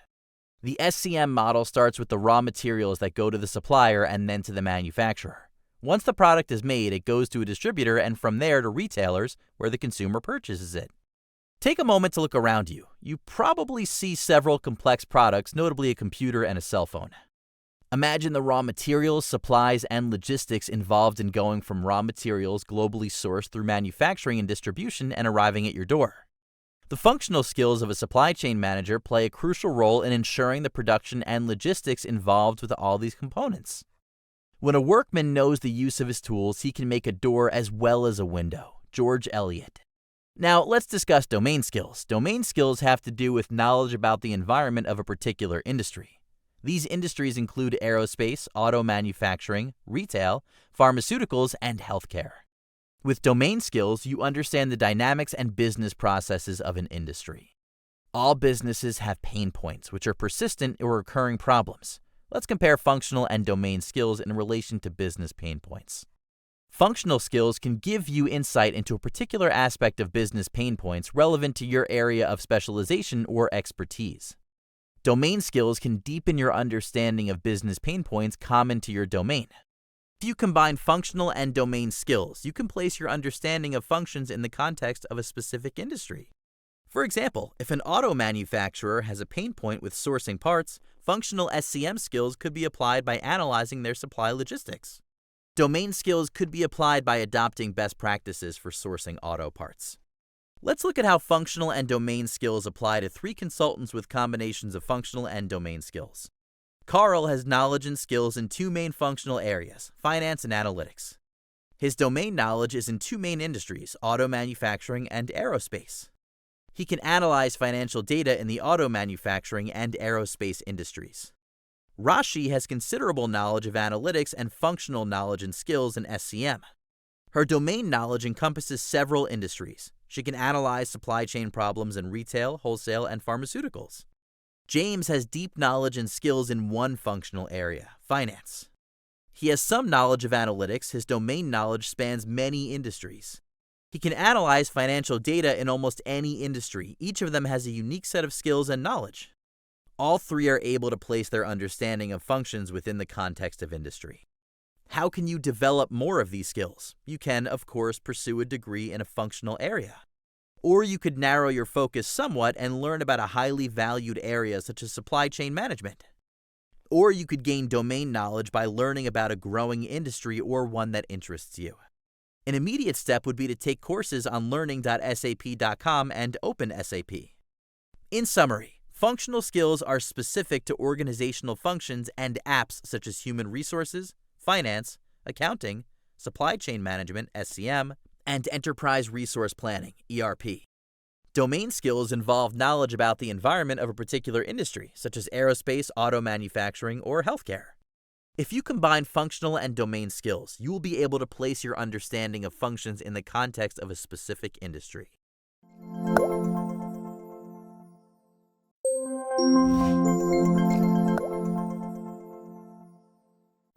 The White Rabbit put on his spectacles.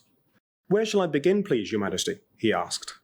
"Begin at the beginning," the king said gravely, "and go on till you come to the end, then stop." So said the author Lewis Carroll, rather oversimplifying Alice's epic journey in Wonderland. Luckily, to start our SAP implementation journey, we have a much clearer roadmap and toolkit ready. In this module, we'll provide an overview of the key phases in an SAP implementation, also called the project or implementation lifecycle. First, we'll discuss how an implementation may come about. When do customers engage with SAP and why? Here we'll explore what happens when a customer is going through a digital transformation. How do we help customers transform to become more competitive and become truly intelligent, sustainable enterprises?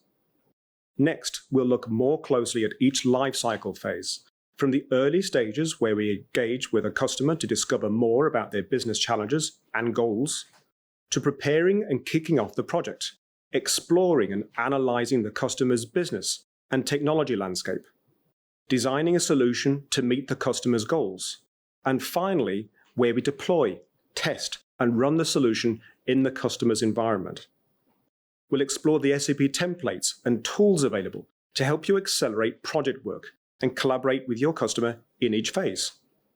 Finally, we'll revisit your learning from the SAP professional skills modules to discuss how you'll use your consulting skills at each stage of the life cycle: research, strategic and conceptual thinking, communication, analysis, and professional writing. We'll also cover collaboration, project management, building effective relationships, business acumen, and applying your functional knowledge will all be critical to a successful implementation. Let's begin.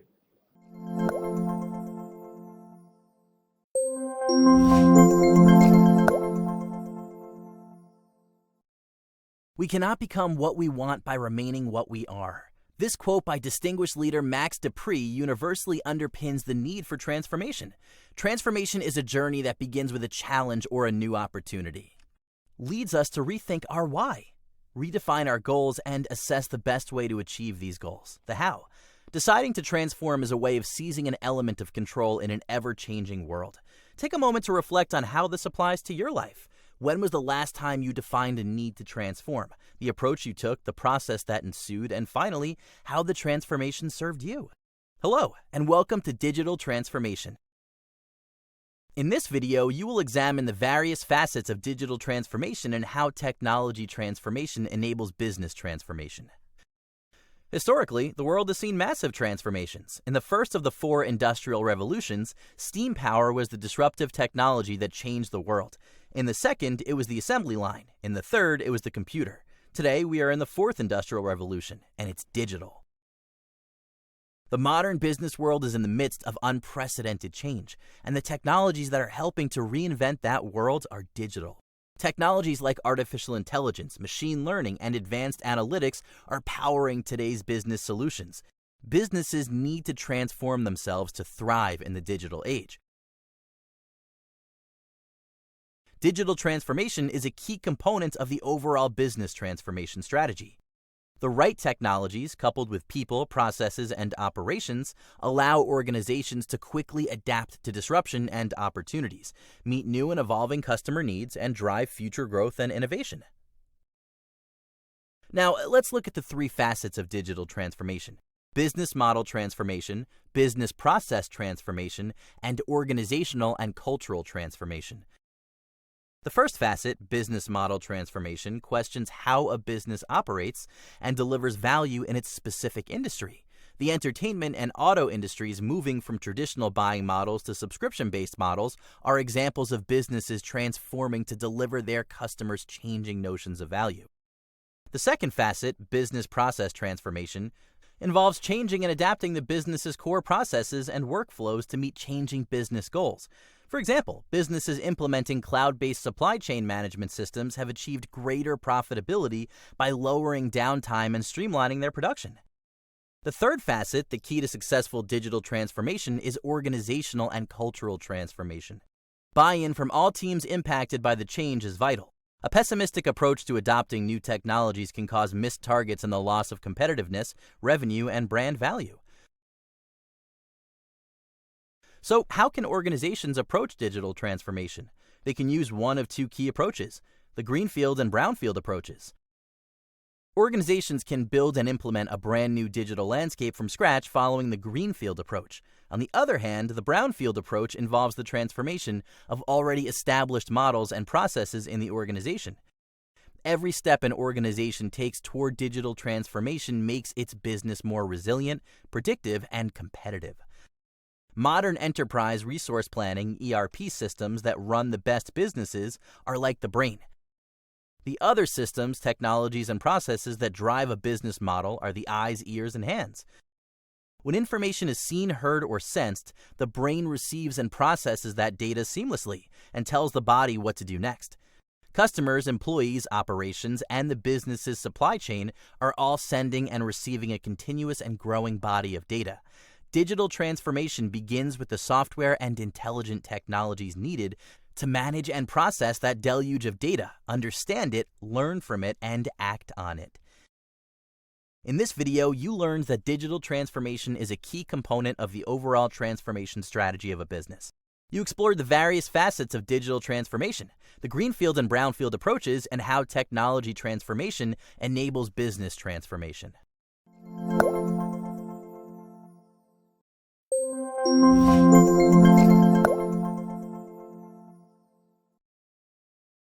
Our lives truly manifest the essence of what Thoreau said about change. Things do not change, we change. Hello and welcome to SAP Implementation Lifecycle Overview. In this video, you will learn how to describe the 4-step process that businesses can follow on their digital transformation journey. You will also learn about the 6 phases of SAP's Activate methodology. Digital transformation is not an event, it's a journey, and like any transformation, it is a step-by-step process. Let's look at the 4-step process that is crucial for businesses to embark on their digital transformation journey. The journey starts with determining the starting point.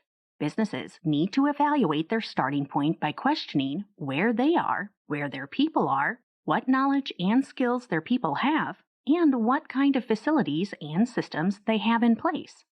And once the starting point is determined, it's important to establish priorities. Transformation cannot happen overnight, and it can't be achieved all at once. So, while an organization defines the goals, it also needs to define what it considers a successful endpoint and what is vital or nice to have. After determining the starting point and establishing the priorities, the next step is to get the teams ready. Getting buy-in from impacted teams, helping them navigate the change, learning from them, and listening to their feedback will determine the success of the digital transformation initiative. Then, finally, the organization is ready to build its digital transformation roadmap. SAP Activate is a framework for implementation used to deliver and deploy SAP innovations and solutions. To understand what makes SAP Activate a next-generation methodology, let's compare it with the traditional approach to software implementation. The traditional method was the "Can I take your order, please?" approach. It was requirement-driven, customized, solution-driven, time-consuming, and costly. Activate is the "Let's guide you" approach. It is an agile methodology enabled for the cloud that leads with best practices. Tools, templates, and predefined content accelerate this process. It is an iterative approach that enhances the project's quality. The 6 phases of the Activate methodology are discover, prepare, explore, realize, deploy, and run. And these phases are important milestones in a customer's digital transformation journey. In the discover phase, customers realize they need a solution to address business problems such as unexpected delays and downtime, inventory mismanagement, poor customer service, and redundant information. They begin searching for the best SAP solution to meet their needs. They can even get a free trial solution in this phase. The prepare phase includes finalizing a high-level project plan, roles and responsibilities, the project team, project governance procedure, and escalation matrix. At this stage, the project is ready to kick off. Now, the most defining characteristic of the explore phase is a collaboration between the customers and partners to finalize the business process that will be followed in the new SAP system. In the backlog document, note and sign off all the customer's requirements regarding WRICEF objects, workflows, reports, integrations, conversions, enhancements, and forms. In the realize phase, the project team and end users build, test, and validate the business scenarios and procedures. They perform multiple levels of testing to ensure that the SAP system is configured according to the customer's requirements. The new SAP system is deployed for business users during the deploy phase. The key users and consultants assist the business users if they have questions or problems. This phase is that milestone when customers and partners celebrate their success as business operations finally switch to the new system. And the last phase, run, involves continuous learning, improvement, and change management. In this phase, the customer project team is expected to continuously learn about SAP's current innovations and technologies, specifically those related to the product they have implemented. Here, we have discussed the 4-step digital transformation journey and the SAP Activate methodology, which is a modular, agile implementation framework used to deliver and deploy SAP innovations and solutions. We have also discussed the 6 phases of SAP's Activate methodology.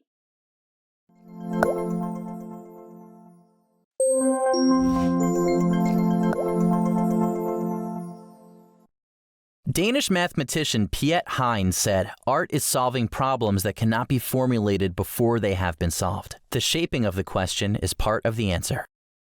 Have you ever tried to convince a group of people that there's a better, more efficient way of doing things? Imagine you're the new owner of a sports team that has been losing for years. As the new owner, you need to find out what has been lacking in the team process. Maybe the playbook is too complicated. Perhaps it's too simple. Maybe there's a lack of leadership. You must engage with all team members to discover where the problem lies. After analyzing the gathered information, you can provide recommendations to create a winning team. Convincing a customer that a new technology consultant can improve their business is like a new sports team owner who wants to turn the team around. When engaging with a customer, you must ask yourself, how do I prove that my method will help solve their business problems? You need to discover what it will take to achieve that goal. Welcome to Key Skills for Customer Engagement, Discovery, and Analysis. In this video, you will learn how to engage a customer, gather information, and analyze the information to produce a coherent recommendation to the customer. SAP has established the Enterprise Resource Planning (ERP) software global standard. You need to engage effectively with the customer to share all that SAP offers. This requires specific skills to guide a client through the SAP ecosystem. When engaging, try to develop interpersonal relationships, show empathy, understanding, and respect. You need to listen effectively and understand the customer to respond to them accurately and show that you understand the issues. Engaging with the client requires being an effective teacher. You need to speak at different levels of audience seniority and technical knowledge. And you must present all options clearly and simply.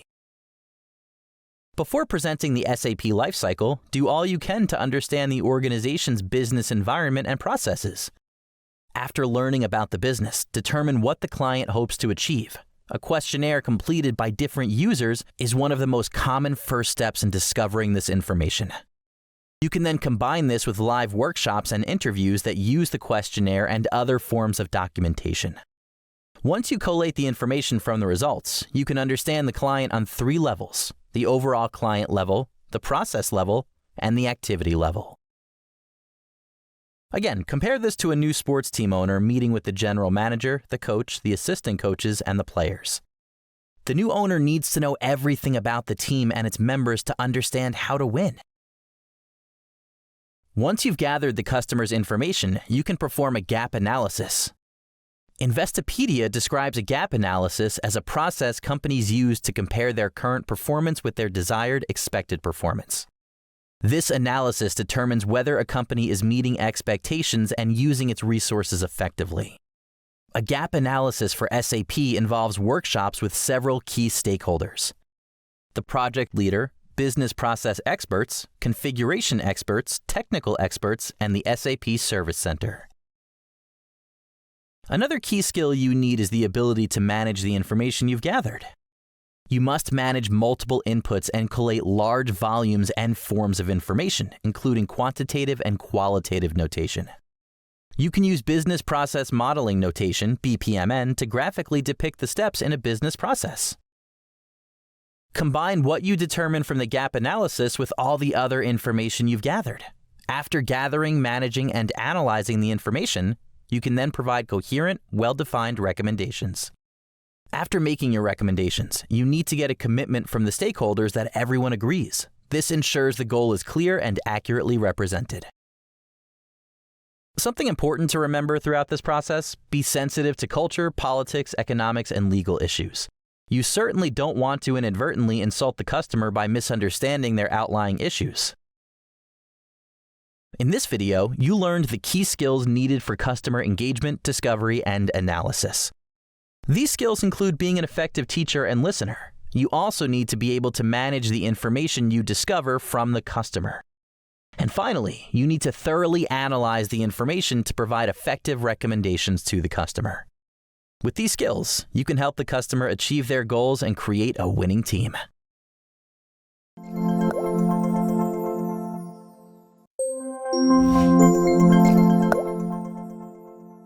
Once you have completed a project's engagement, discovery, and analysis phases, you reach the design phase. Now you have an overall impression of the client's objectives and requirements. During the design phase, the team writes a proposal for the client. When the proposal is presented to the client, this is referred to as the pitch. Let's stop for a moment and consider the significance of this pivotal phase of the project. This is the moment when the client decides whether they are ready to place their trust in your hands to successfully complete the project. Welcome to Key Skills for Design, Implementation, and Testing. What skills are needed to make the proposal and pitch a success? What skills will be needed to implement the solution and test it? We will discuss the skills needed to take the project through design, implementation, and testing. First, let's break down our thinking into functional, domain, and technical skills. Functional skills will guide understanding customer processes and elements such as required resources and timelines. Domain skills are the base for fully appreciating customer needs, requirements specific to the industry, and unique challenges. Technical skills guide software selection, implementation, and testing to ensure a successful solution. A guide for the proposal and the pitch is captured in this quote from Pythagoras, a Greek philosopher and mathematician. "Do not say a little in many words, but a great deal in a few." He speaks to the need to make every word count in writing or speech. Here is a mental exercise designed to help you arrive at what is most important and help you produce a proposal and pitch that is clear, disciplined, and client-focused. Try synthesizing your solution in 1 to 2 sentences. Use this adaptation from a guide developed by SAP App House. Think of a project you have worked on. Fill in the information in the blanks. For who, the, is, that, unlike, our product. Here is an example of what it might look like once completed. For a mid-sized company's marketing and sales department that needs basic CRM functionality, the CRM solution is a service that provides sales tracking and lead generation that improve customer relationships at critical touchpoints. Unlike other services or products, the solution provides very capable services at a moderate cost. Once you have this basic seminal statement, you can build the rest of the proposal around it, and it will provide the focus for the pitch. Exercises like this one will help you become skilled at crafting an effective message and prevent losing it in information overload. The team obtains feedback from the client and adjusts the proposals until the client is ready to approve it. The client expects to get the technology solution they need as well as a trusting professional relationship with the team. What skills are needed here? Listening, of course, staying focused on the client, and having the flexibility to change something you have worked hard to produce. Once the team knows what they are building and why they are building it, they must find the right people with the right skills. Locating the needed resources, factoring in availability, and then identifying the cost of obtaining them or the time to train them are all key skills. The team develops a project plan for developing and implementing the solution. Prioritization and communication are key. The project team must stay alert for dependencies and bottlenecks. The team also needs to be able to communicate freely about any problems. The project team builds a solution through the collaboration of different internal and external personnel. The mix of the team, the software vendor, the partners, and the client's internal project or IT team provides the alchemy for producing the best solutions. Several types of tests are conducted throughout the project. Once the solution is built, it must be tested for performance and then implemented and tested to see if it operates well once integrated into the customer system. Technical skills include writing good tests and accurately analyzing the results. Once the system is operating, the client tests the system. The system should perform and provide a good experience for the client. The client may ask for additional functionality. Wouldn't it be amazing if we could also do this? Diplomacy in handling these requests is an invaluable skill. The project isn't complete until the client's end users are trained to use the system and all the issues are fixed. A team may also work closely with the client and the end users to provide ongoing support, maintaining long-term relationships. Let's summarize the key skills. In the design phase, key skills include functional, domain, and technical expertise. Making every word count in writing and speech, developing a focused pitch, listening, and maintaining a client focus. In the implementation phase, key skills include locating resources, leadership, budgeting, prioritization, and training. In the testing phase, key skills include writing tests, analyzing test results, and using diplomacy to manage client requests. Clear communication, addressing client needs, and building client trust span all project phases.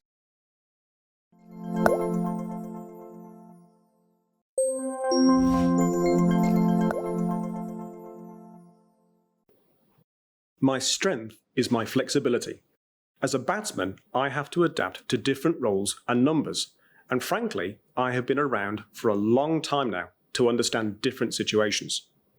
As cricketer Dinesh Karthik points out, knowing your role and understanding the different roles everyone else plays within a team is critical.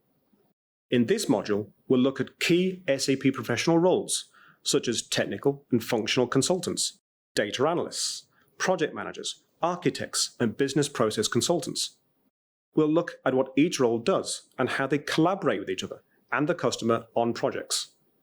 We'll explain what we mean by technical and functional consulting skills and how you will use them during an SAP implementation. Put simply, technical skills are about how technologies can best be combined and configured to achieve the customer's objectives. Functional skills are about understanding business processes and how businesses operate, so you can interpret how technology can help resolve a problem or achieve a customer's objectives. Many SAP professionals, such as technology consultants, have a skill set that falls across both the technical and functional categories, but most will choose to have a degree of specialization, focusing more deeply on technology or instead on applications and processes. Consultants may also have domain expertise, in-depth knowledge of a particular industry sector or how that industry operates in certain countries or regions. Combining these skills, for example, being an expert in supply chain management in the retail sector or analytics in automotive, can be a very powerful combination. Although the ability to adapt is perhaps the most powerful skill of all, we'll cover the key functional knowledge and domain expertise you need to support your SAP project work. Finally, we'll look at the key elements of SAP's product strategy and how it can help customers transform their core business processes, like order to cash or recruit to retire. Let's get started.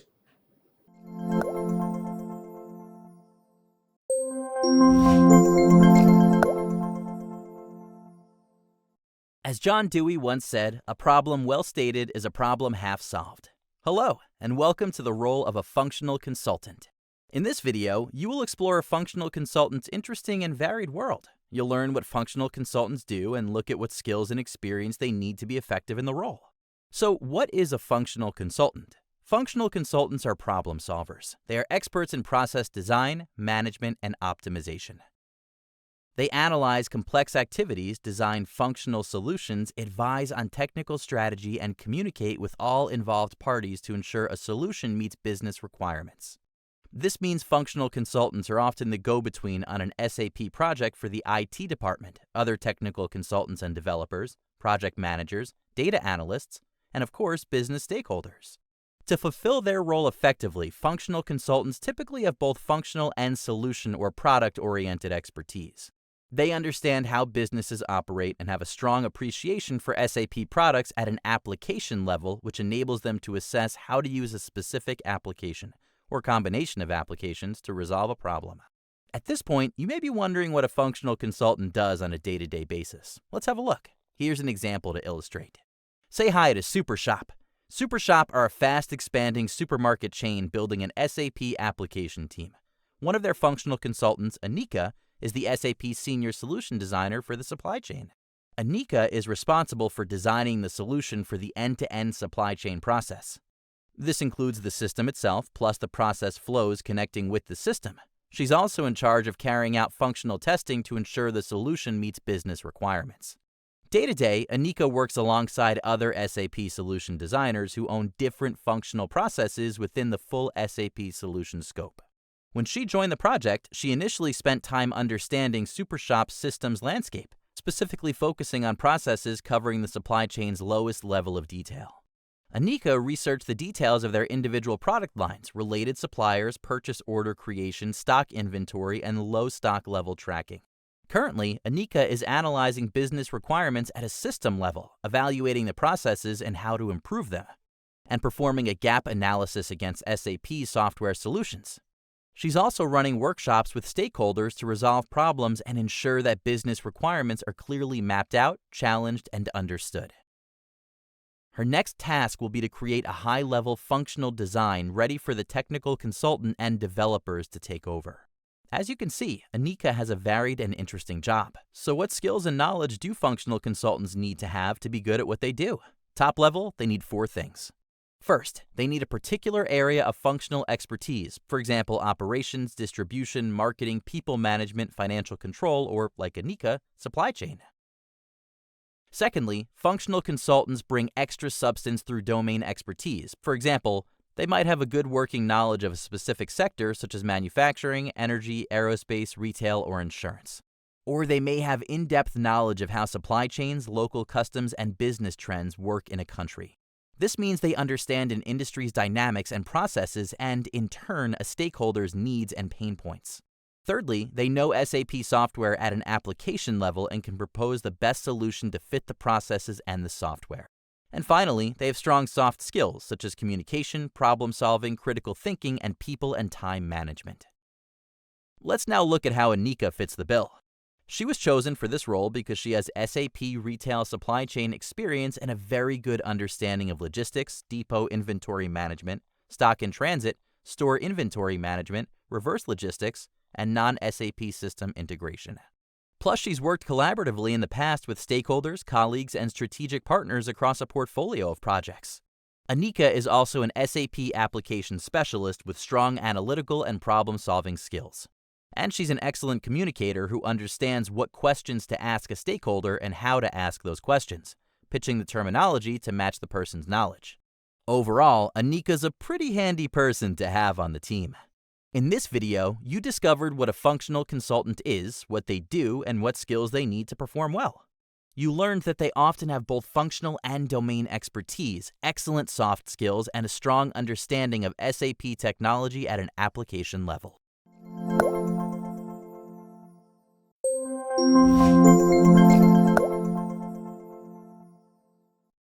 Hungarian professor and advocate for technology integration, Laszlo Mihaly said, "Design is the integration of technological, social, and economical requirements, biological necessities, and the psychological effects of materials, shape, color, volume, and space."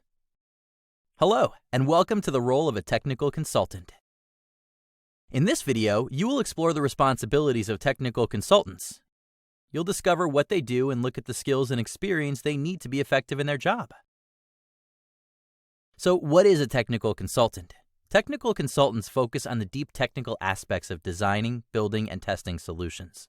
Whereas functional consultants understand SAP solutions at an application level, technical consultants understand them at a software and code level. They are comfortable diving under the hood of SAP technology and figuring out how to put a system together, scale it, and refine it to ensure it meets business requirements. Technical consultants tend to get involved once a functional consultant has created a functional design, or at least once the functional consultant has achieved a deep understanding of the business and what it is trying to achieve.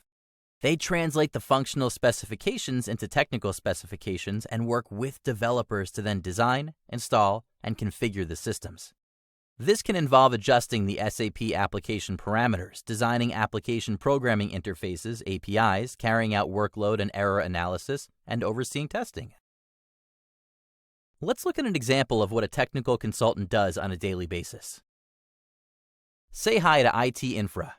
IT Infra is a multi-billion-dollar business that delivers integrated financial management solutions.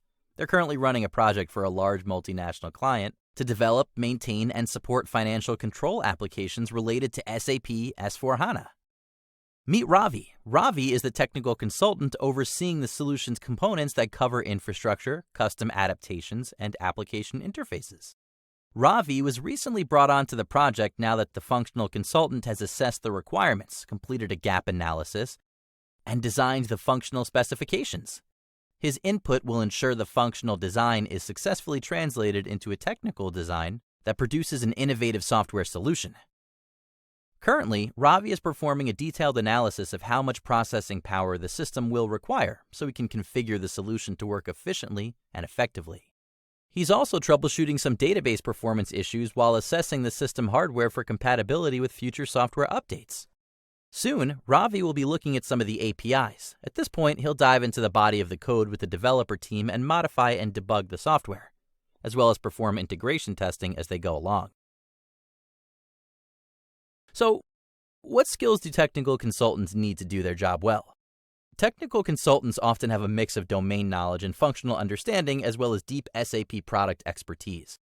Additionally, they have strong soft skills so they can communicate with functional consultants regarding analysis, process, and logical flow, and can translate these aspects into technical speak for the developer team. Besides their SAP software expertise, they are skilled in specific code languages such as Advanced Business Application, Programming ABAP, C++, Python, and Java, to name a few. Let's see why Ravi is such a good fit for this role. From a technical perspective, Ravi's been working with SAP software for 3 or 4 years. He's very familiar with how the S/4HANA code works and understands how to integrate a solution with third-party systems using APIs. He has worked extensively with SQL and SQL Server and has a good command of C++, Java, and XML, making him the type of experienced ABAP developer IT Infra needs. Now, let's consider Ravi's soft skills. Ravi's a real team player who ensures the developers working with him stay focused and motivated. He's also an excellent communicator and knows how to explain complex issues to both business stakeholders and the IT department in a way that each party understands. However, where Ravi really excels is an analytical and creative thinker. He is always looking to find an innovative way to solve a problem more efficiently. This strength, coupled with his specialized domain knowledge of financial control systems, means he knows how the system information processes need to flow and how he can apply his understanding to designing the best technical solution. In this video, you explored what a technical consultant is, what they do, and what skills they need to do their job well. You learned that technical consultants have a good working knowledge of SAP applications at a code level, which is supported by domain experience and a clear understanding of functional processes and designs.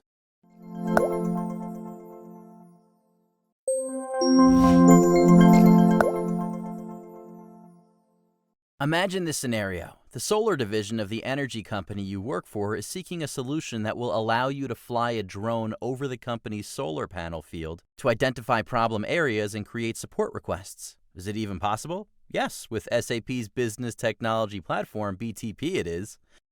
BTP, where all kinds of funky and interesting tasks and jobs happen, is the foundation of SAP's intelligent enterprise. Hello, and welcome to SAP Product Strategy and Functional Knowledge. In this video, you will learn about functional knowledge and SAP's intelligent enterprise. Powered by an integrated intelligence suite of applications, the SAP Intelligent Enterprise is a holistic framework built upon 3 layers and key elements. Business Technology Platform, SAP BTP, the Intelligence Suite of Applications and Industry Cloud Solutions, and Business Process Management. Do you like bakery cakes? Well, who doesn't? Let's imagine the SAP Intelligent Enterprise is a bakery. The SAP Intelligent Enterprise infrastructure is the building, the structure where everything happens. The Business Technology Platform, BTP, can be viewed as the infrastructure within the bakery. The BTP infrastructure allows employees to move ingredients around, integrate various workstations, ensure the electricity and water are flowing, the ovens are on, and document that the truck has just delivered a whole batch of baking ingredients. The BTP is also the place that would allow the bakery to adapt creations and integrate them into other functional areas like cupcakes, cookies, and other baked goods to gain a competitive edge. The various workstations, mixing, baking, icing, and boxing, are represented by the Intelligence Suite. The Industry Cloud represents the specialized workstations for customers with very specific requirements like a gluten-free, vegan, or special occasion cake. APIs would be the special effect equipment enabling a particular type of icing syringe or dispenser. Business Process Intelligence keeps track of all production processes from delivery to delivery. It can evaluate when too many ingredients are used or if a cake is baked too long. And finally, the Business Network is the network of customers and suppliers from which to purchase ingredients and sell cakes. The intelligent enterprise leads to greater insight by functionality, allowing businesses to continuously analyze processes, improve performance, and improve customer and employee satisfaction and engagement. Now, let's talk about those 3 layers. The first and overarching layer is business processes. Included are lead to cash, design to operate, source to pay, and recruit to retire, each of which is an end-to-end process. Now, you're probably asking what we mean by end-to-end. The end-to-end framework is a start-to-finish concept. Recruit to retire in the bakery business covers the employee life cycle from the recruitment or hiring process to onboarding, pay and benefit selection, performing job duties, professional developments and training, certifications, performance reviews, promotions, salary increases, vacations, and leave, transfers, and exit or retirement. Lead to cash concentrates on the customer following them from first contact, maybe online or through an advertising response, or a visit to the bakery through the browsing and selection process to placing the order through making a payment to complete their cake purchase. Lead to Cash can help the bakery optimize the customer experience and drive revenue. Design to Operate, think supply chain, encompasses the entire life cycle from design to planning, delivery, and operations, and allows the bakery to optimize inventory management, food regulation compliance, and resource efficiency. Source to Pay is a business process that starts with the bakery finding suppliers for bakery operation needs, baking ingredients, bakeware, tableware, and so on, negotiating with and contracting with the supplier. It culminates in the final payment for those goods. Source to Pay focuses on finance and procurement, helping businesses optimize, simplify, and effectively manage all spending processes. Second, we have the Intelligent Suite of Applications layer, which includes the Industry Cloud and the Intelligent Suite. The Intelligent Suite consists of core SAP elements used to manage an organization's essential fundamental activities. Applications from the Intelligent Suite allow the bakery to gain insights into financial health, operational efficiency, business trends, and customer preferences. The Industry Cloud is a series of solutions from SAP and SAP partners developed on an open platform that enables businesses to draw on best practices within their specific industry sector while being completely interoperable, able to connect and communicate with SAP's Intelligent Suite. Using applications from the Industry Cloud, the bakery can build relationships, increase loyalty, and drive profitability. Third is the Business Technology Platform, SAP BTP. It is the foundation of the intelligent enterprise that unifies data and analytics, artificial intelligence, application development, and integration, including apps development, BTP data analytics, and BTP artificial intelligence, AI. Through SAP BTP integration, organizations like the bakery can reduce the complexity of their processes with a holistic approach to data and process integration. They can maximize the value of the collected data by turning it into actionable analyses and insights. Earlier, we mentioned that SAP BTP is where all kinds of funky and interesting tasks and jobs happen. So what might that mean for the bakery? Well, they might not want to fly a drone through the bakery, but with BTP AI, they could create AI-enabled conversational chatbots to interact with customers and employees.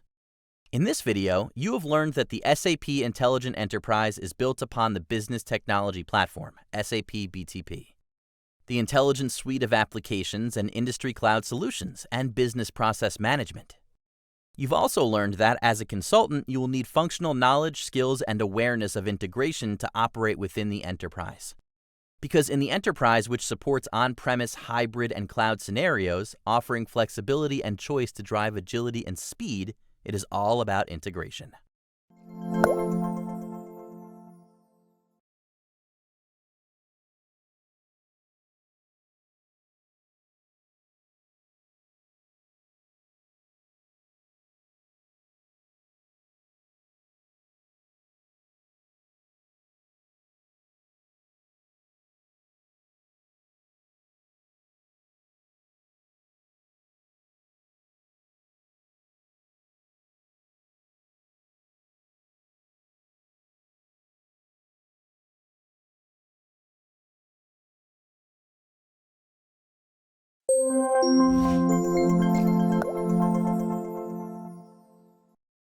How does a cloud-based integration suite enable better shopping experiences locally and worldwide? A lead technology developer with a popular German retailer says, with SAP Integration Suite, we were able to integrate our new customer loyalty management solution from SAP quickly and easily and fulfill the needs of our most valuable customers. We gained insight and flexibility to support a quick innovation forever better shopping experiences and to distinguish ourselves in the market. Welcome to SAP Modules and Functional Knowledge. In this video, we will discuss functional knowledge and the functions and components of the SAP Intelligent Enterprise. How can businesses benefit from the SAP Intelligent Enterprise? With SAP's Intelligent Enterprise, businesses gain complete insight into their operations using innovative integrated technology applications and processes to capitalize on opportunities and resolve data-identified challenges. Operating across so many facets of an organization, the intelligent enterprise may be viewed as a central nervous system controlling the flow of information from system to system and the system's responses to the information. For example, what do you do when your brain gets information that your stomach is empty? You eat. But do you eat just anything, or do you think about your options to decide what will satisfy you? In other words, do you analyze the data to identify the solution? From this perspective, SAP can view customers through the lens of the intelligent enterprise to build a highly integrated and intelligent suite across all the customer's business processes from end to end. Think about an IT department at a college or university. One of their processes involves equipment lifecycle management. With applications from the intelligent enterprise, the IT department can track assets like computer workstations from deployment through scheduled end of life. The workstations can be managed, updated, and inventoried. Based on data from the management process, usage decisions can be made about the assets. What kinds of data might be available to the IT department, and what decisions might they make? There are 4 components to SAP to achieve such a level of functionality for the customer. Let's review the 4 components and discuss how they might apply to a real-world setting. Extensibility in the application. By extensibility, SAP refers to the options that let users customize software without needing coding modifications. An online retailer using one of the applications in the Intelligence Suite wanted to reward customers based on a rating system. An administrator logged into the system, created and applied a customized rating system to customers, and created and applied a rewards pricing classification in less than 5 minutes, without the need for making modifications using code. Immediately, the online service representatives were able to offer pricing rewards to eligible customers. The second component is achieving data to value. Today, data is more important than ever. However, the best data in the world is useless when not well utilized. SAP defines data to value as deriving maximum value from data. So when businesses gather data from the SAP applications, how do they use it to measure, contrast, compare, predict trends, and identify issues and opportunities to make better decisions more efficiently and with better results? Do they successfully monetize their data? For example, using the data to value portfolio within the business technology platform, a luxury auto manufacturer integrated its existing systems to ensure that the right end users could easily access the data they needed. The dealerships and sales leaders could instantly see and understand real-time data. Redundancies were eliminated, silos were removed, and processes were automated, enabling them to save time and draw valuable insights shaping decision-making. In what other ways might the automaker derive value from data provided by the SAP applications? Agility and speed development. Within the SAP environment, agility and speed development refer to offering flexibility and choice to drive agility and combining access to technology with ease of use with a distinct focus on rapid business innovation. With flexibility and rapid innovation in mind, a leading global chemical company established a data-in-hub solution, which enabled simulations, provided faster time to value in building an analytical platform, and reduced time to load data, all with minimal technical requirements. A significant productivity enhancement, at least 25 to 30%, was achieved for teams working with reporting and analytics. Finally, there's integration. The SAP Business Technology Platform, BTP, is a powerful platform for integrating your systems and solutions into a seamless, user-friendly platform. The integration process can include legacy platforms, hybrid cloud on-premises systems, and different SAP systems acquired at other times. The SAP BTP is the place that encourages businesses to be creative and to adapt their own processes, giving them a competitive edge. As a consultant, the awareness of integration and that it comprises steps that occur within different functional areas should be noted. Now, let's get back to the German retailer. The organization went from using spreadsheets to manage and analyze its customer loyalty program to implementing the integrated SAP Customer Experience Program using the SAP Integration Suite in the SAP BTP. The retailer also centralized customer data across all channels and personalized marketing offers to meet unique customer needs. All of this was performed using the SAP Integration Suite, resulting in a better experience for the retailer and a better customer experience. As you can see, integration is always the key component. It is about integrating processes and platforms for a seamless end-to-end experience. Removing any one element renders the whole less effective. As a consultant, you should understand that the overall integration process comprises a combination of processes and platforms, including SAP and non-SAP platforms. Integration is the way businesses can focus on innovation, create considerable efficiencies, and identify and capitalize on new opportunities. What have you learned here? Let's recap.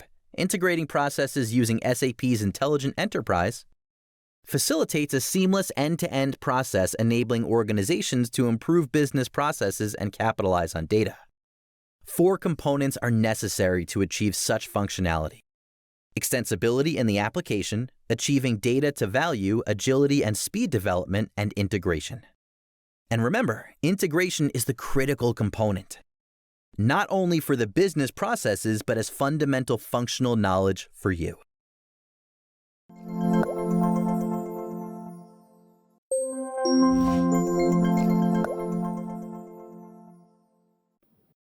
As the famous writer Anton Chekhov once said, knowledge is of no value unless you put it into practice. Welcome to the Hands-On Project. This week, you'll put everything you've learned so far into practice, demonstrating your skills as a professional on an SAP project. This will help you assess your own understanding, give you an opportunity to examine real customer SAP implementations, and perhaps get a feel for where you would like to direct your own career. First, you'll choose a case story about a real-life SAP implementation. The SAP Customer Success Stories website hosts hundreds of testimonials, and will provide guidelines to help you select a great case to work with. As a professional preparing for an engagement, you'll research the customer's organization, technology landscape, and industry context. Along with reviewing the case story materials, you'll use your research to identify the customer's challenges and business objectives. Next, you'll create a short précis or video to present your findings to the customer. In your submission, you'll explain what you've discovered through your research and the key skills you'll use to help ensure your customer has a successful implementation. Once you submit your assessment, you'll be able to compare your work with a best practice example, giving you better insight into how a customer might respond to your proposed approach. Finally, you will review project submissions from other learners, providing valuable feedback to your peers and receiving feedback on your own work. Good luck.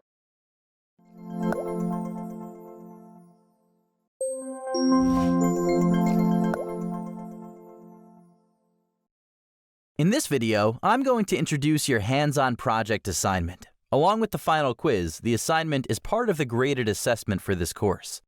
The aim of the assignment is to give you an opportunity to examine a real-life SAP implementation and to demonstrate the consulting and project skills you've learned so far. Let's walk through the steps to complete your assignment. At each step, we'll share samples to give you a starting point and show you what to aim for in your project submission. Make sure you also read the detailed project instructions following this video. The first step is choosing a case study from the SAP Customer Stories website for your assignment. On this website, you can search for case studies by industry, company size, customer country, or the technology or SAP product involved. Each case study tells the story of how SAP helped a customer transform to solve a business challenge. To get the most out of your assignment, we recommend selecting a case study with the following 4 characteristics. 1. The customer described in the story is either a market or industry-leading company, for example, one that's listed in the Fortune Global 500, or a large public sector entity, or an admired brand, league, or association, for example, a well-known sport or entertainment franchise. To search by customer type on the SAP Customer Stories website, use the parameters industry or company size. And 2. The customer is going through a digital transformation with changes to both their business and technology landscape. To find examples here, search the topic parameter using the keywords cloud or digital transformation. And 3. The SAP solution in the customer story involves at least one of the following software products: SAP HANA Cloud or SAP S/4HANA Cloud, SAP Analytics Cloud, SAC, SAP Business Technology Platform, BTP. And 4. The case study material is rich. For example, there's detailed information about the SAP solution and implementation. And there are interviews with the customer or project stakeholders to support your assignment activities. To help you select an appropriate customer story for your assignment, we've identified a few examples that meet these criteria in the project instructions.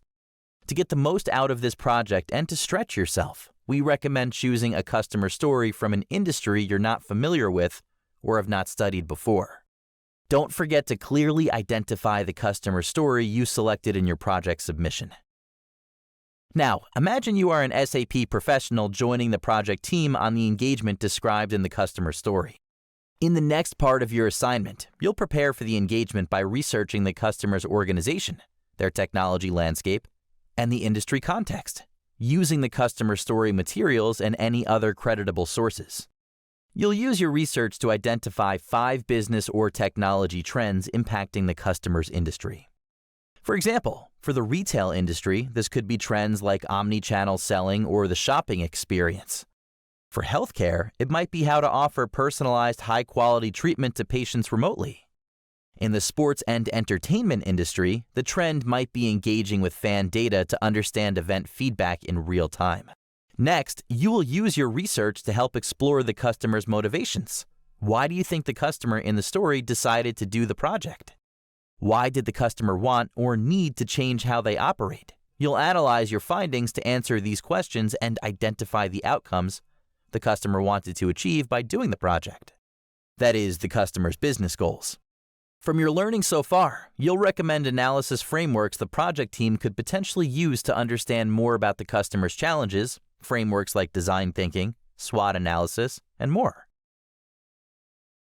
For the next activity in your assignment, you'll choose a role you'd like to play on the initial project team. First, you'll describe your key responsibilities and the skills or expertise you'll bring to the team in the role. Then you'll identify the other project roles you think will be needed on the team and how you will all work together to deliver the SAP implementation set out in the customer story. Now, you'll bring all of your assignment work together in the project submission. You'll develop this submission as though it were for a real customer. This means the customer is your audience. Address them directly as you in your deliverables. Set out your research findings and recommendations clearly and proofread your work before submitting it. The format for your submission is flexible. You can submit a presentation slide deck or short written précis developed in Microsoft Office, for example, PowerPoint or Word, or in the Google Docs editor suite. As an optional challenge, you can also submit a video recording of yourself presenting the deck or précis to your customer. It's a great chance to practice your presentation skills, so we recommend recording for self-evaluation purposes even if you decide not to submit the video. Think of your assignment as an opportunity to start building a portfolio of quality work to showcase in future job interviews.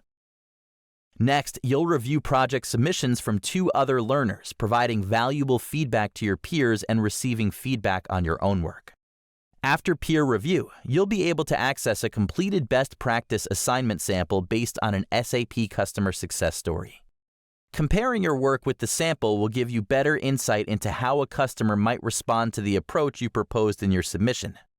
You'll participate in a discussion where you can reflect on your takeaways from your work, the best practice sample, and how your peers approach the assignment.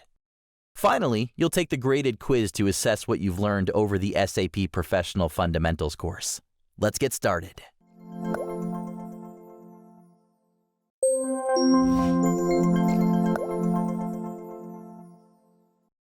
Congratulations! You've completed SAP Professional Fundamentals. We hope you enjoy taking this course. To recap, we've introduced you to SAP and our ecosystem, and helped you understand the huge career opportunities from working with our community. We focused on the consulting and project skills you'll need on your journey towards becoming an SAP professional. Next up is appreciating SAP's role in the digital landscape and how we can help customers transform their business operations. In the course Understanding the Enterprise Systems Environment, we'll consider the impacts to a customer's businesses, processes, and people as they transform, and how understanding the customer's business, processes, and people in context makes you a better consultant. We'll also cover core technology and system design concepts to help you broaden your understanding of all the many intricate and integrated elements you may encounter on your journey as an SAP consultant. Look forward to seeing you in the next course.